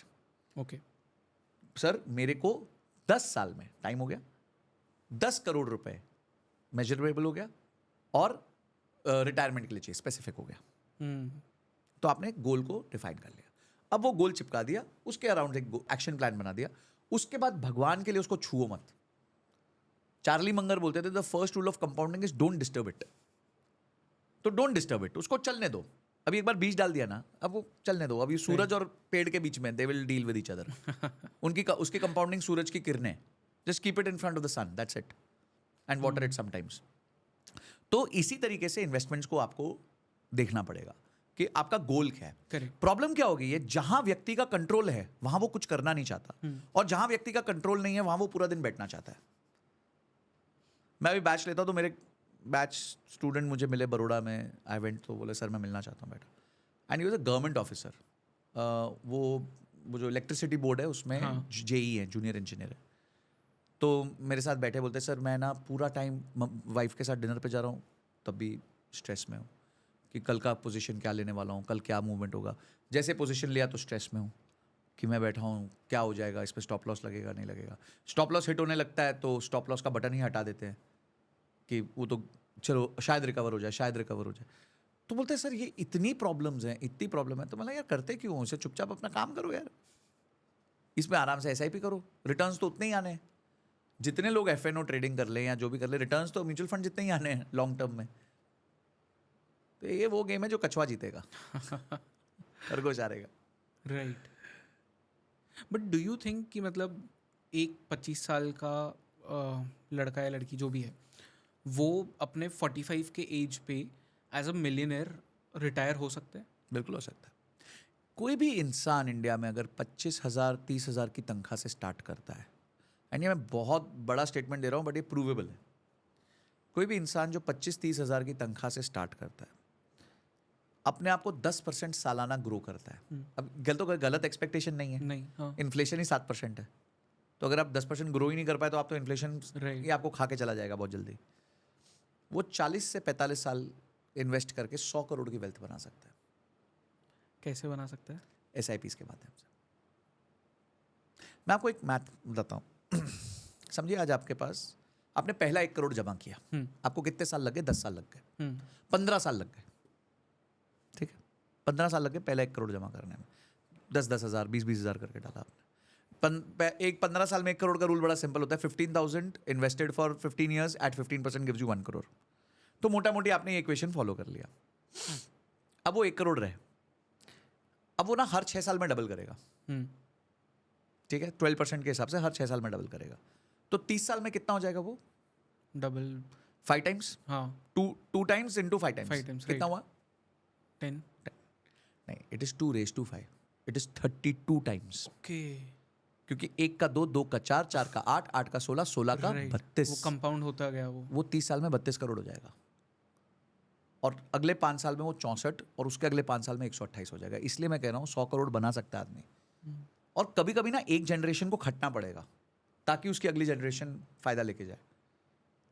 तो आज अगर आपके बैंक अकाउंट में 1 करोड़ है और आपको सिंपल ब्याज उसको इंडेक्स फंड में भी डाल देते हो, तो वो हर 5-6 साल में डबल मारेगा, और 5-6 साल में जब वो डबल मारेगा तो 30 साल में वो 32 गुना हो जाएगा।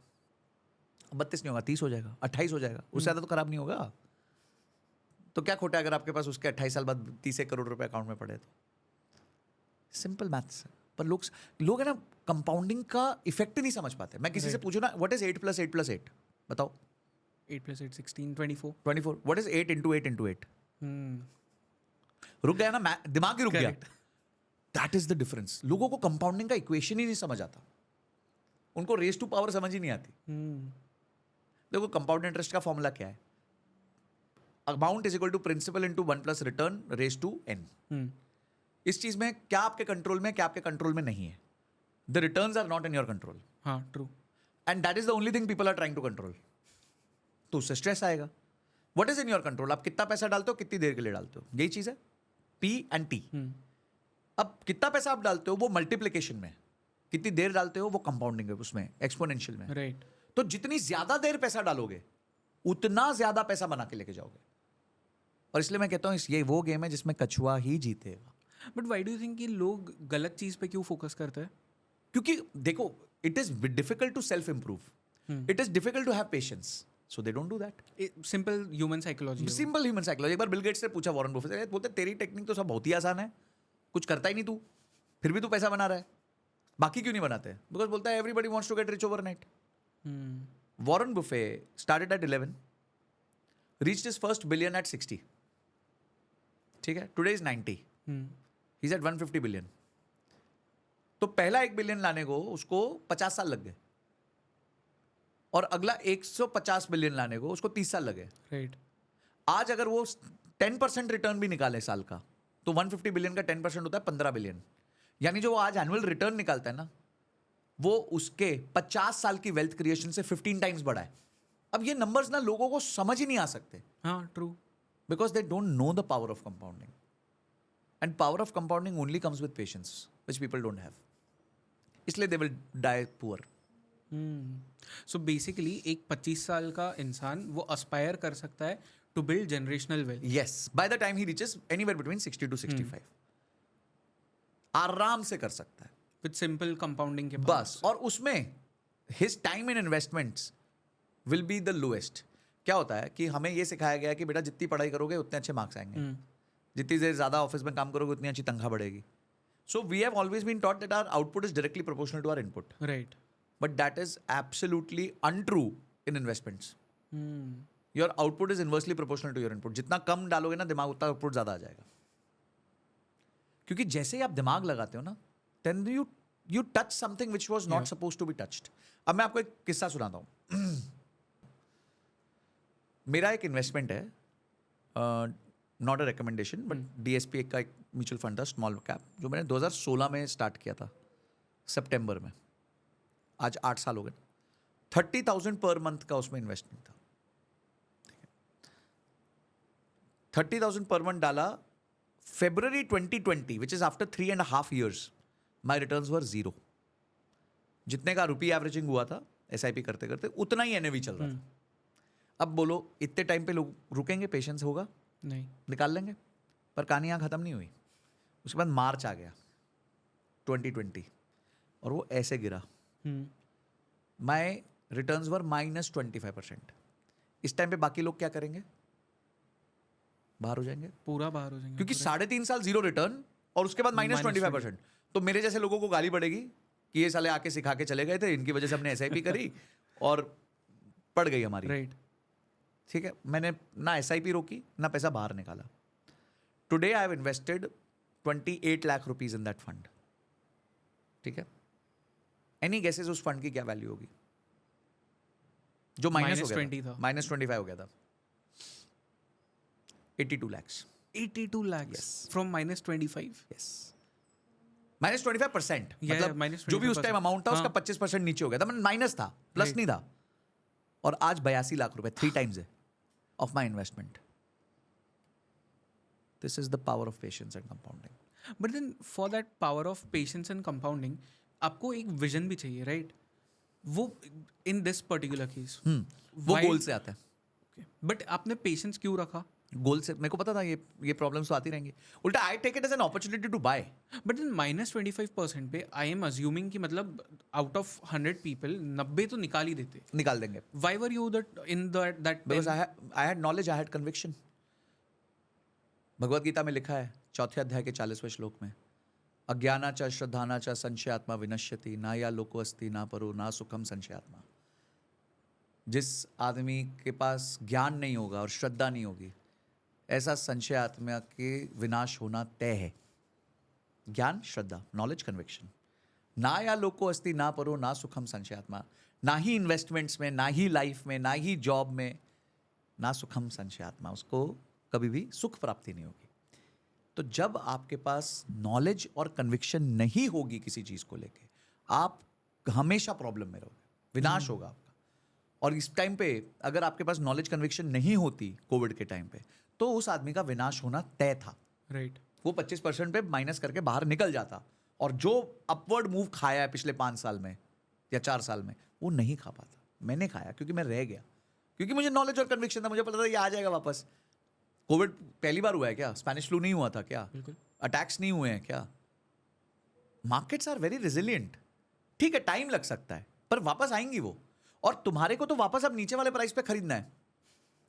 मतलब ideally I could have doubled the SIP to from 32 to 60,000, तो आज वो 82 lakhs की जगह 1.25 करोड़ होता। राइट। तो मैं तो सेट हो गया ना, गेम सेट मैच हो गया मेरी लाइफ का। तो कभी भी आपको इन्वेस्टमेंट्स जब आप करते हो और आपका गोल क्लियर होता है, आपको पता है कि ऐसे सिनेरियोज आते हैं, आपको पता है ये सब आपके कंट्रोल में नहीं है, the only thing which is in your control is to keep on investing for your goal. Right. Because आपने गोल तय किया है। लोग मुझे कहते हैं सर आप 38 39 में रिटायर हो गए, तो आपने सोचा क्या था? मैंने बोलता हूँ मैंने 40 सोचा था। तो बोलते 38 में कैसे हो गया? मतलब markets were kind to me. अगर मार्केट्स काइंड नहीं होती तो 42 में हो जाता। अच्छा, ओके। मतलब उनके पास ना उसके आगे क्वेश्चन नहीं है। क्यों नहीं है? क्योंकि उनको ऐसा लगता है कि मैंने कोई पत्थर पे लकीर खींच दी जब मैंने बोला मैं 40 पे रिटायर होऊंगा। अरे 39 पे हो जाऊंगा, 38 पे हो जाऊंगा, 41 पे हो जाऊंगा, 42 पे हो जाऊंगा। एक रेंज देनी पड़ती है ना आपको। 40 तो आप बोलते हो कि चलो ठीक है 40 के आसपास तक अपन रिटायर हो जाएंगे, नहीं काम करें, किसी और के लिए काम नहीं करेंगे। But that doesn't mean I am God. Markets were kind, I retired 2 years early. If markets would have been bad, I would have retired 2 years later. बस इतना ही फर्क होता। करेक्ट। हाँ। तो इतना स्पेस तो आपको अपने गोल को देना पड़ेगा। बट देन जो आपने कन्विक्शन वाली बात कही, ऐसा तो नहीं है कि कन्विक्शन हर बार करेक्ट होता है। हो सकता है कि आपको अब मतलब आप एकदम श्योर हो कि ये तो ऊपर ही जाएगा, आप उसमें कोई वो ही नहीं, आपको डाउट ही नहीं है, बट वो नीचे ही जाते जा रहा है। How do you deal with that? तो कन्विक्शन है ना, हमेशा डेटा से आता है। मैंने 17 साल की बॉम्बे स्टॉक एक्सचेंज और नेशनल स्टॉक एक्सचेंज की एनालिसिस करी है डेली बेसिस पे, और आज तक एक दिन में, सिंगल डे में 2% से ज्यादा मार्केट कितने दिन गिरी होगी आउट ऑफ 4,500 ट्रेडिंग डेज? 17 साल जो था वो 4,500 ट्रेडिंग डेज है अप्रोक्सीमेटली, गिव और टेक। आपके हिसाब से कितने दिन होगा जब जहां मार्केट 2% से ज्यादा एक दिन में गिरी है? मे बी 300 दिन। 300, ठीक है। You are somebody who has given one of the closest answers. Generally answer होता है 1000, 1,000। The answer is 140 days. Okay, still I was too far. Still you were 2x wrong, but you were the closest ever जिसने मेरे को ये answer दिया होगा। क्योंकि आप एंटिसिपेट ही नहीं करते, आप डेटा कोई दिखता नहीं है। मुझे आके लोग सर ये हो गया, तो मतलब डेटा चेक कर लो, पीछे हुआ था, कितनी बार हुआ था, because history repeats, market always works. वो अभी मॉर्गन हाउसल ने बहुत प्यारी बुक लिखी है, सेम एज एवर, तो वो यही बता रहे हैं उसमें, हिस्ट्री ऑलवेज रिपीट्स, एक पैटर्न्स बनते हैं। तो अगर 17 साल के होराइजन, 17 साल इज अ डिसेंट होराइजन, उसमें 2008 का क्रैश आ गया, उसमें उसके बाद की तेजी आ गई, उसके बाद में फ्लैट मार्केट आ गई, उसके बाद में कोविड आ गया, उसके बाद में ये वाली तेजी आ गई, तो एक अच्छा बड़ा साइकिल मैंने कवर किया। और उसमें भी मैं क्या देख रहा हूँ कि only 3 to 4% number of days market crashes below 2%, you know, in this 17 years। तो मेरे को क्यों डरना है यार?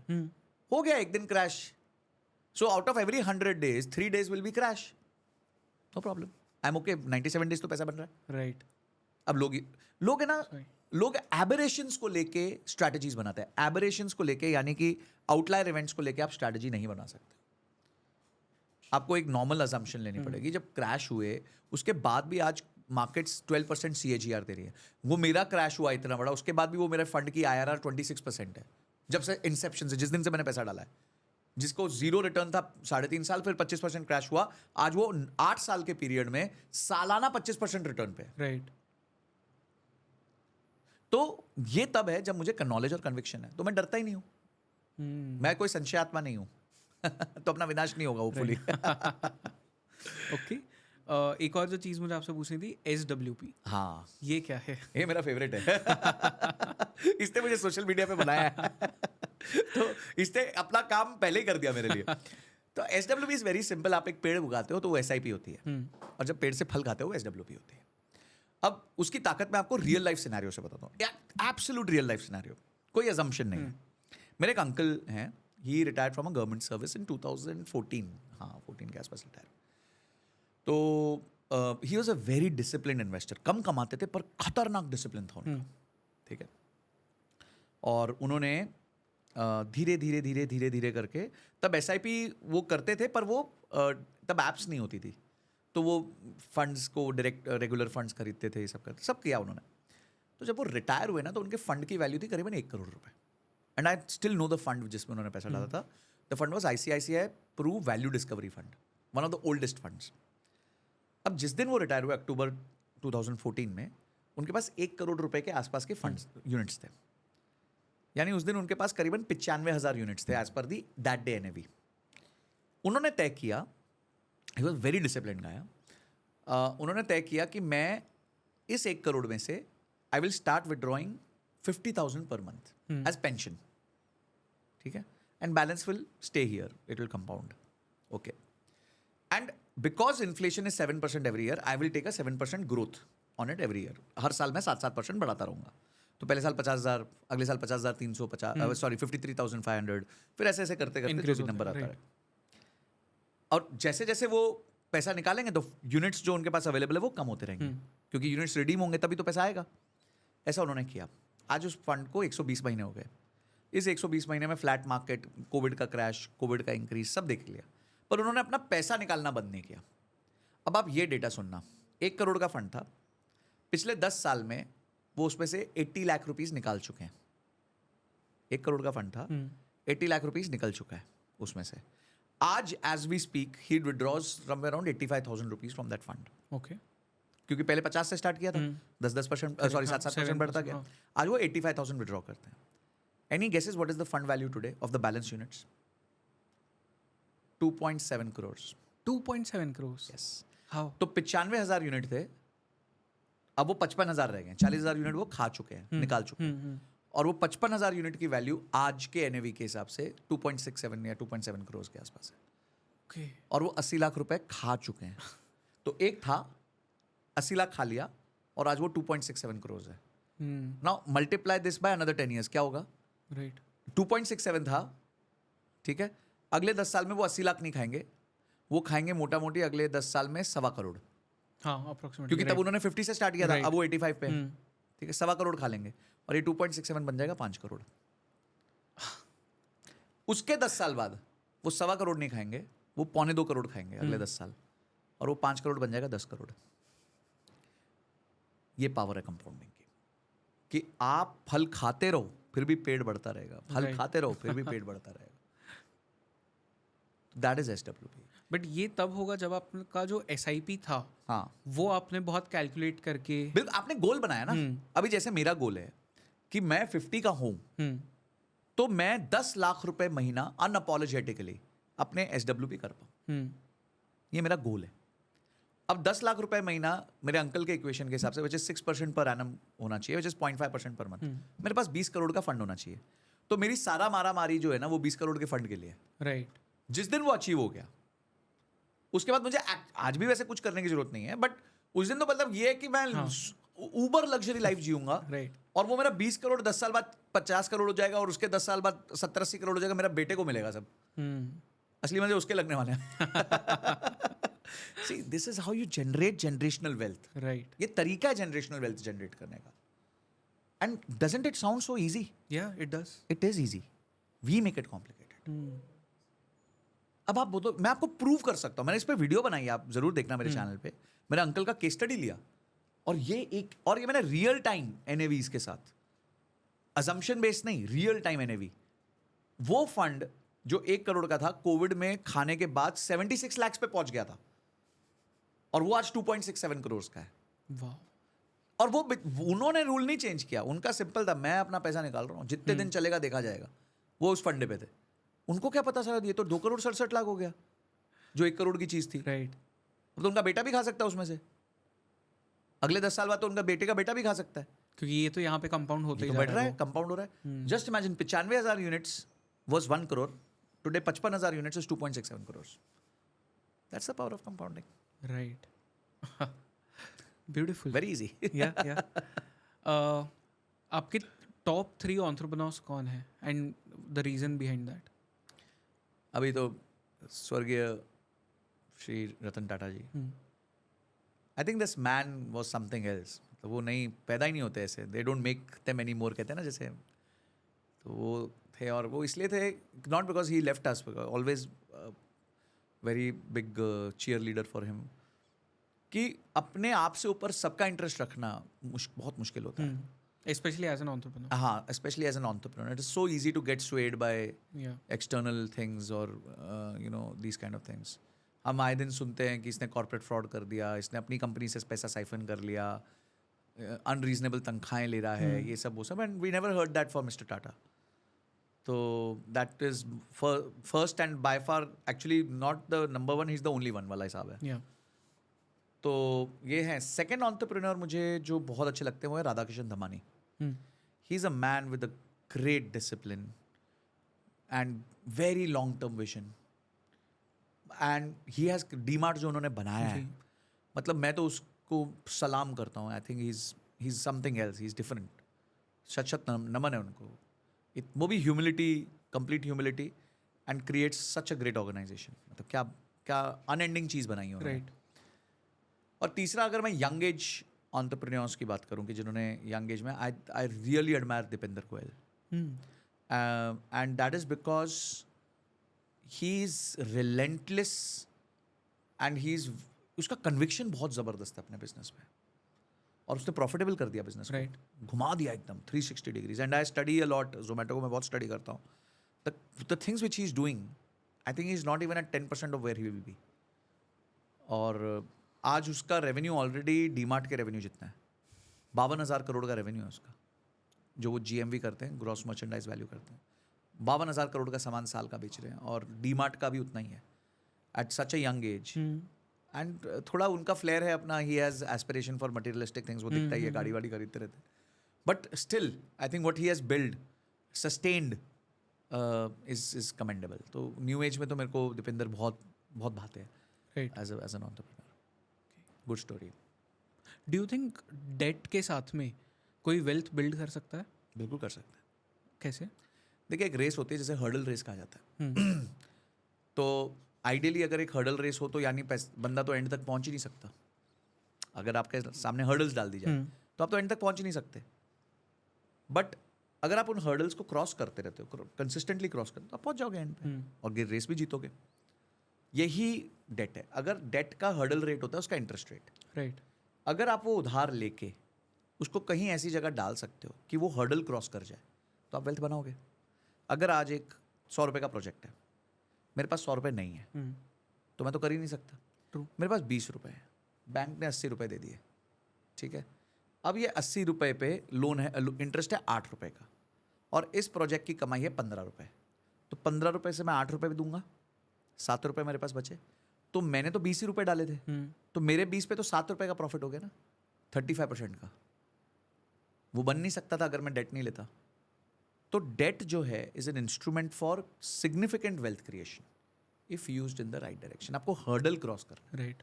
तो मैं बहुत सारे बिजनेसेस को कंसल्ट करता हूँ, तो मैं उनको ये बात बोलता हूँ कि जब आप उधार लो ना, तो उधार रीपे करने की क्षमता होनी चाहिए. मैं अगर जिम चला जाऊँ तो एक व्यक्ति है जो 10 किलो का डंबल भी मारते हुए थक जाता है, पर एक व्यक्ति जो 50 किलो का डंबल भी ऐसे मार रहा होता है जैसे मतलब मस्ती, और एक कोई 200 किलो का भी मार रहा होता है तो तीनों ह्यूमंस, पर वो 200 किलो वाले और 50 किलो अपनी क्षमता बनाई है. इसी तरह आप भी बनाओ. अगर आपकी इनकम 1 लाख है, EMI 50,000 है, very good, no problem, you should take debt. या बट अगर आपकी इनकम 50,000 और EMI 1 लाख है, तो आप मरने वाले हो. तो this is what the maths should be. This is how things work. Okay. What are the top 3 habits जो एक इंसान को फाइनेंशियली फ्रीडम की तरफ लेके जाती है? First is aversion from FOMO. अगर आप फोमो से बच जाओ कि मेरे दोस्त के पास ये, मेरे ऐसा ये, मेरे पास इस टाइम ये होना चाहिए, if you can wait for the chocolate sauce जिसे हम कहते हैं, तो वो बहुत आपको हेल्प करेगी. फाइनेंस की जो तीनों स्किल्स मैं बताऊंगा ना, तीनों का फाइनेंस से कोई लेना देना नहीं है. तो first is aversion of FOMO. Second is aversion of regret. मतलब यार काश मैं ये कर लेता, काश मैं ये शेयर इस पर खरीद लेता. रिग्रेट की वजह से आता है फाइनेंशियल प्रोक्रेस्टिनेशन. तो जैसे ही आप रिग्रेट करते हो ना, आप नया फाइनेंशियल डिसीजन नहीं ले पाते, कि वो आपको रोक देता है इन टाइम. और तीसरी चीज़ जो है वो है शिफ्टिंग द गोल पोस्ट. मेरे को काफ़ी लोग बोलते हैं, सर 5 साल बाद मेरे को 20 लाख रुपए चाहिए. ठीक है, किस लिए चाहिए? गाड़ी खरीदनी है. ओके, वेरी गुड, नाइस, चलो प्लान बन गया. अच्छा, अगर सर 5 साल बाद 20 लाख हो गया तो क्या हम इसको थोड़ा और आगे इन्वेस्ट कर सकते हैं? मतलब क्यों? बोला नहीं, थोड़ा और बन जाएगा ना. मतलब don't change your goal post. 5 साल बाद 20 लाख बनेगा ना, गाड़ी लेना चुपचाप। जिंदगी भी जीनी होती है भाई, गोल के लिए किया ना। अब मैं बोलूँ 20 करोड़ मेरे को रिटायरमेंट पे चाहिए, अब 20 करोड़ आ गए, थोड़ा और वेट करते 40 हो जाएंगे। अरे तो जीना भी तो है भाई। तो जब भी आप गोल पोस्ट बनाओ ना, तो उसको फ्रीक्वेंटली चेंज मत करो, क्योंकि अगर रोनाल्डो भी बॉल लेके जा रहा है और उसके सामने से भी गोल पोस्ट अचानक से हिल जाए तो वो भी गोल नहीं मार सकता। तो the best player also can not do well if he changes the goal post. So don't change your financial goal post. तो ये 3 चीज़ें आप होती हैं। एंड अगर आपको एक फाइनेंशियल एडवाइस देनी हो एक 25 साल के इंसान को, what would that be? Don't invest by taking debt. उधार लेके निवेश नहीं करना। निवेश का मतलब वो पैसा होता है जो आप लंबे समय के लिए भूल सकते हो या अपने गोल के ड्यूरेशन के लिए भूल सकते हो। तो never take debt, because debt में आपकी फिक्स लायबिलिटी होती है और इन्वेस्टमेंट में आपके फिक्स रिटर्न नहीं होते, वो रिटर्न्स लेट आते हैं, पर फिक्स लायबिलिटी आपको देनी पड़ती है। अगर जो इंटरेस्ट है वो आपको देना पड़ता है। तो don't take debt and invest. Right. Same 25 साल के इंसान को जिसकी एक एवरेज सैलरी है, उसे अपने 40s में या 50s में एक मिलियनर के तौर पे रिटायर करना है। What is the blueprint?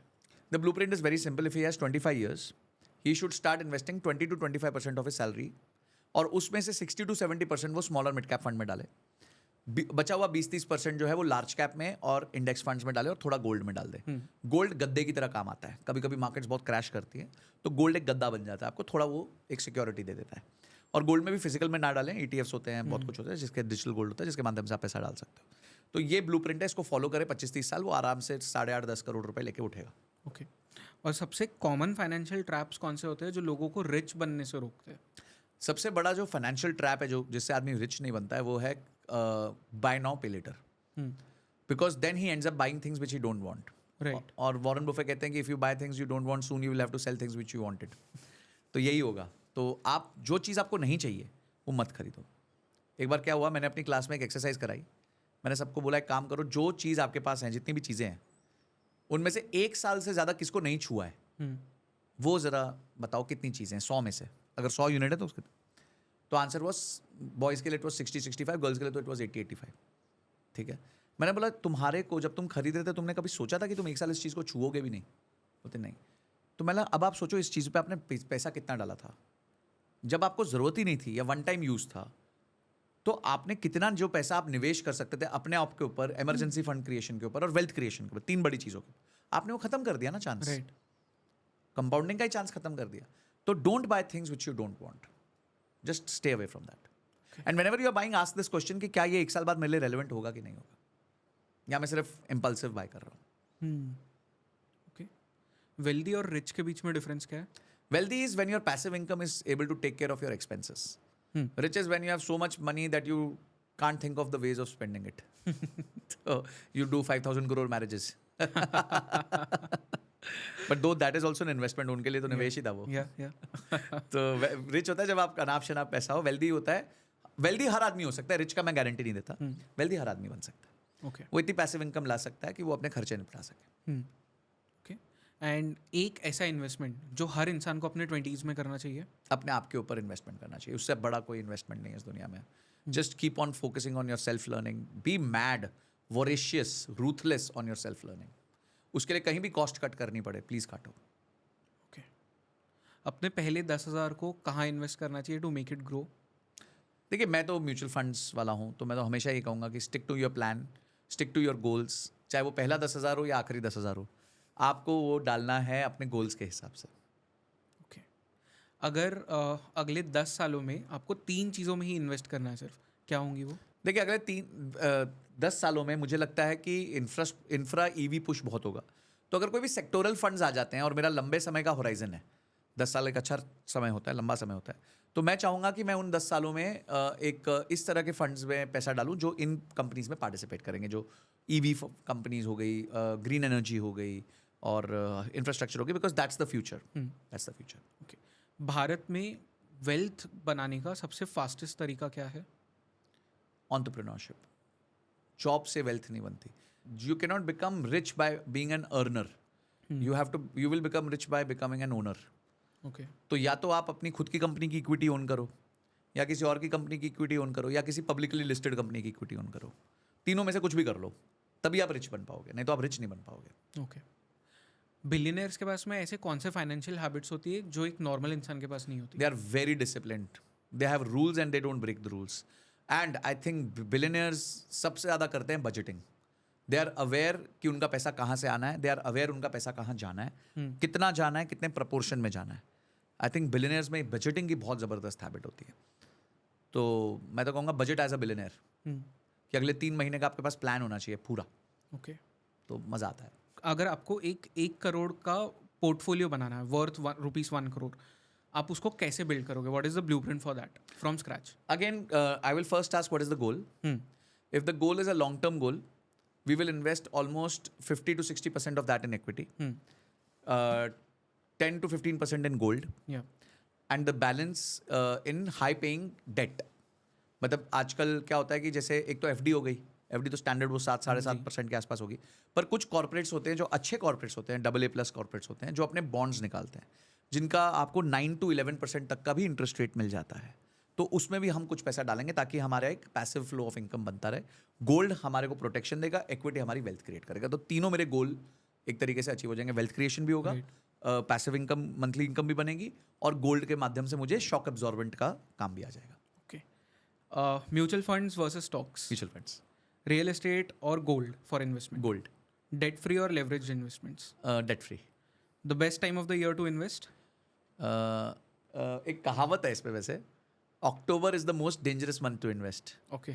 The other dangerous months are January, February, March, April, May, June, July, September, December. तो वैसे it's all time to good invest, good time to invest. जब सोच लो तब. जब सोच लो तब, जब जागो तब सवेरा है. क्रिप्टो करेंसी, गुड और bad for beginners? Not to use. Not to use. SIP or lump sum investment? SIP always. A book that every investor should read. Psychology of money. First step towards financial independence. Start budgeting. Best investment strategy during a recession. Multiply your investment. Multiply your investment. तभी तो Interesting. तभी तो I'll tell you a way to become rich. ये Warren Buffett का statement है. I'll tell you a way to become rich. Shut the door when others are greedy. Become fearful when others are fearful. Become greedy. Fixed deposits or liquid funds? Fixed deposits now. Stock market or real estate for long-term growth? Stock markets. Should one invest in IPOs? Not at all. जो अच्छा है वो मिलता नहीं, जो मिलता है वो अच्छा नहीं. तो there is no point. The biggest myth about becoming rich? That I can become rich overnight. What is a better investment, education or experience? I think mix of both. Mix of both. A daily habit that can improve financial health? Just be cognizant of how much money you are spending every day. That's it. Startups में invest करना risky है या rewarding है? Risk reward बहुत अच्छा मतलब है उसमें, बट इसका मैं आपको थोड़ा अलग आंसर देता हूँ, इफ यू अलाउ थोड़ा little time to invest. So basically मैं लाइफ को इस तरह से देखता हूँ कि अगर आप 30 दिन खाना खा रहे हो तो आप 90 मील्स खाते हो. सॉरी, अब 90 मील्स में से आप 10 ही मील बाहर खाते हो. You don't eat out every moment. बाकी 80 मील्स जो होती हैं वो आपकी दाल, चावल, भिंडी, सब्जी, तोरई, ये सभी होती है, रोटी. ठीक है. तो इसी तरह इन्वेस्टमेंट्स भी होनी चाहिए कि 80 to 90% of your investment should be dal, chawal, roti, bhaji, simple, घर का Boring. Boring. The rest 10% whatever you want to do. You want to play options, you want to buy penny stocks, you want to do crypto, you want to do anything which थोड़ा gives- risk है. हाँ, जिसमें risk भी और थोड़ा आपको वो मजा भी आ रहा है, बटन Thrill दबाने मिल में रहा है थ्रिल थोड़ा. मिल रहा है. हाँ. Do it, it's okay. Okay. Then you will lose only maximum 10% of your capital. Yeah. The rest is still compounding for you. अपने 20s में एक ऐसे अगर आपको फाइनेंशियल एडवाइस देनी हो जिससे लोग जो बेसिक मिस्टेक्स होती है वो ना करें. दोस्त को उधार मत देना, कभी भी वापस नहीं आएगा. तो ये सबसे बड़ी गलती मैंने बहुत करी है. आज और तक दोस्ती भी जाएगी. कौन सा सबसे बड़ा उधार था जो अब तक नहीं आया है? Around about 3 lakhs. ओके. हाँ. दोस्त अभी भी है? नहीं, ओके. कैसे रह जाएगा जब 10 साल से पैसा नहीं देगा. ओके. वेल्थ और happiness, what would you choose? Always happiness. A financial hack that most people don't know. So a financial hack that most people don't know is that a disciplined investor for 40 years can make 100 crore rupees. Okay. Sanjay ji, thank you so much. मुझे बहुत मज़ा आया आपसे बात करने के लिए, because आपके साथ में बात करने का, बिकॉज आप सिर्फ एक वो थीमेटिक रोबोटिक वे में नहीं समझाते, फाइनेंसेस के बारे में, you also used a lot of spiritual aspects, जिससे आपने लोगों को समझा। महाभारत वाला वो एक एग्जाम्पल, भगवत गीता वाला example, which I feel truly लोगों को वही पसंद आता है आपके पर्सनालिटी में, कि आप बहुत ईजी बना देते हो फाइनेंस को समझना। कोशिश यही है। दिस इज सच, मतलब पता नहीं, मेरे लिए भी जब मैं पढ़ता हूँ, समझने की कोशिश करता हूँ, ऐसा वो लगता है कि यार ये क्या चीज़ है और कभी ये स्कूल में सिखाया क्यों नहीं गया। बट थैंक यू कि आप एग्जिस्ट करते हैं और आप ये सब चीज़ें सिखाते हैं। Thank you so much and thank you so much for calling. As I said कि मेरे को आपका चैनल बहुत पसंद है एंड मुझे ऐसा लगता है कि जो भी फाइनेंस में कोई भी व्यक्ति आपको कुछ भी कॉम्प्लिकेटेड ऑफर करे, आप उससे दूर चले जाओ। Finance is not complicated, finance is very simple, it's 2 + 2 = 4। बस इसमें जो चीज़ें आपको चाहिए वो है पेशेंस, फोमो से अवॉइडेंस, जो मैंने आपको कुछ 3-4 चीज़ें बताई, गोल पोस्ट नहीं चेंज करना and stick to a plan. अगर आप इतना ही कर गए, you will be better than 99% people in this world. 99% people. तो वो अपॉर्चुनिटी तभी होगी। देखिए फाइनेंस की दुनिया में ना, जो फाइनेंस बेच रहे हैं, they will make money if you don't understand, then they will make money, because तभी आप उनको पैसा दोगे कि अरे ये तो कुछ ऐसा हिब्रू बोल के चला गया, मेरे को समझ ही नहीं आई, ठीक है। बट अगर आपको रियली फाइनेंस करना है तो it is very simple, very basic stuff, जैसे घर पे खाना बनाते हैं ना, वही है आपका राइट जो फाइनेंस है। So with that, thank you so much again. Thank you so much Sanjay ji, इतना सारा एक्सप्लेन करने के लिए एंड इतने ईजी और सिंपल मैनर में एक्सप्लेन करने के लिए। Thank you.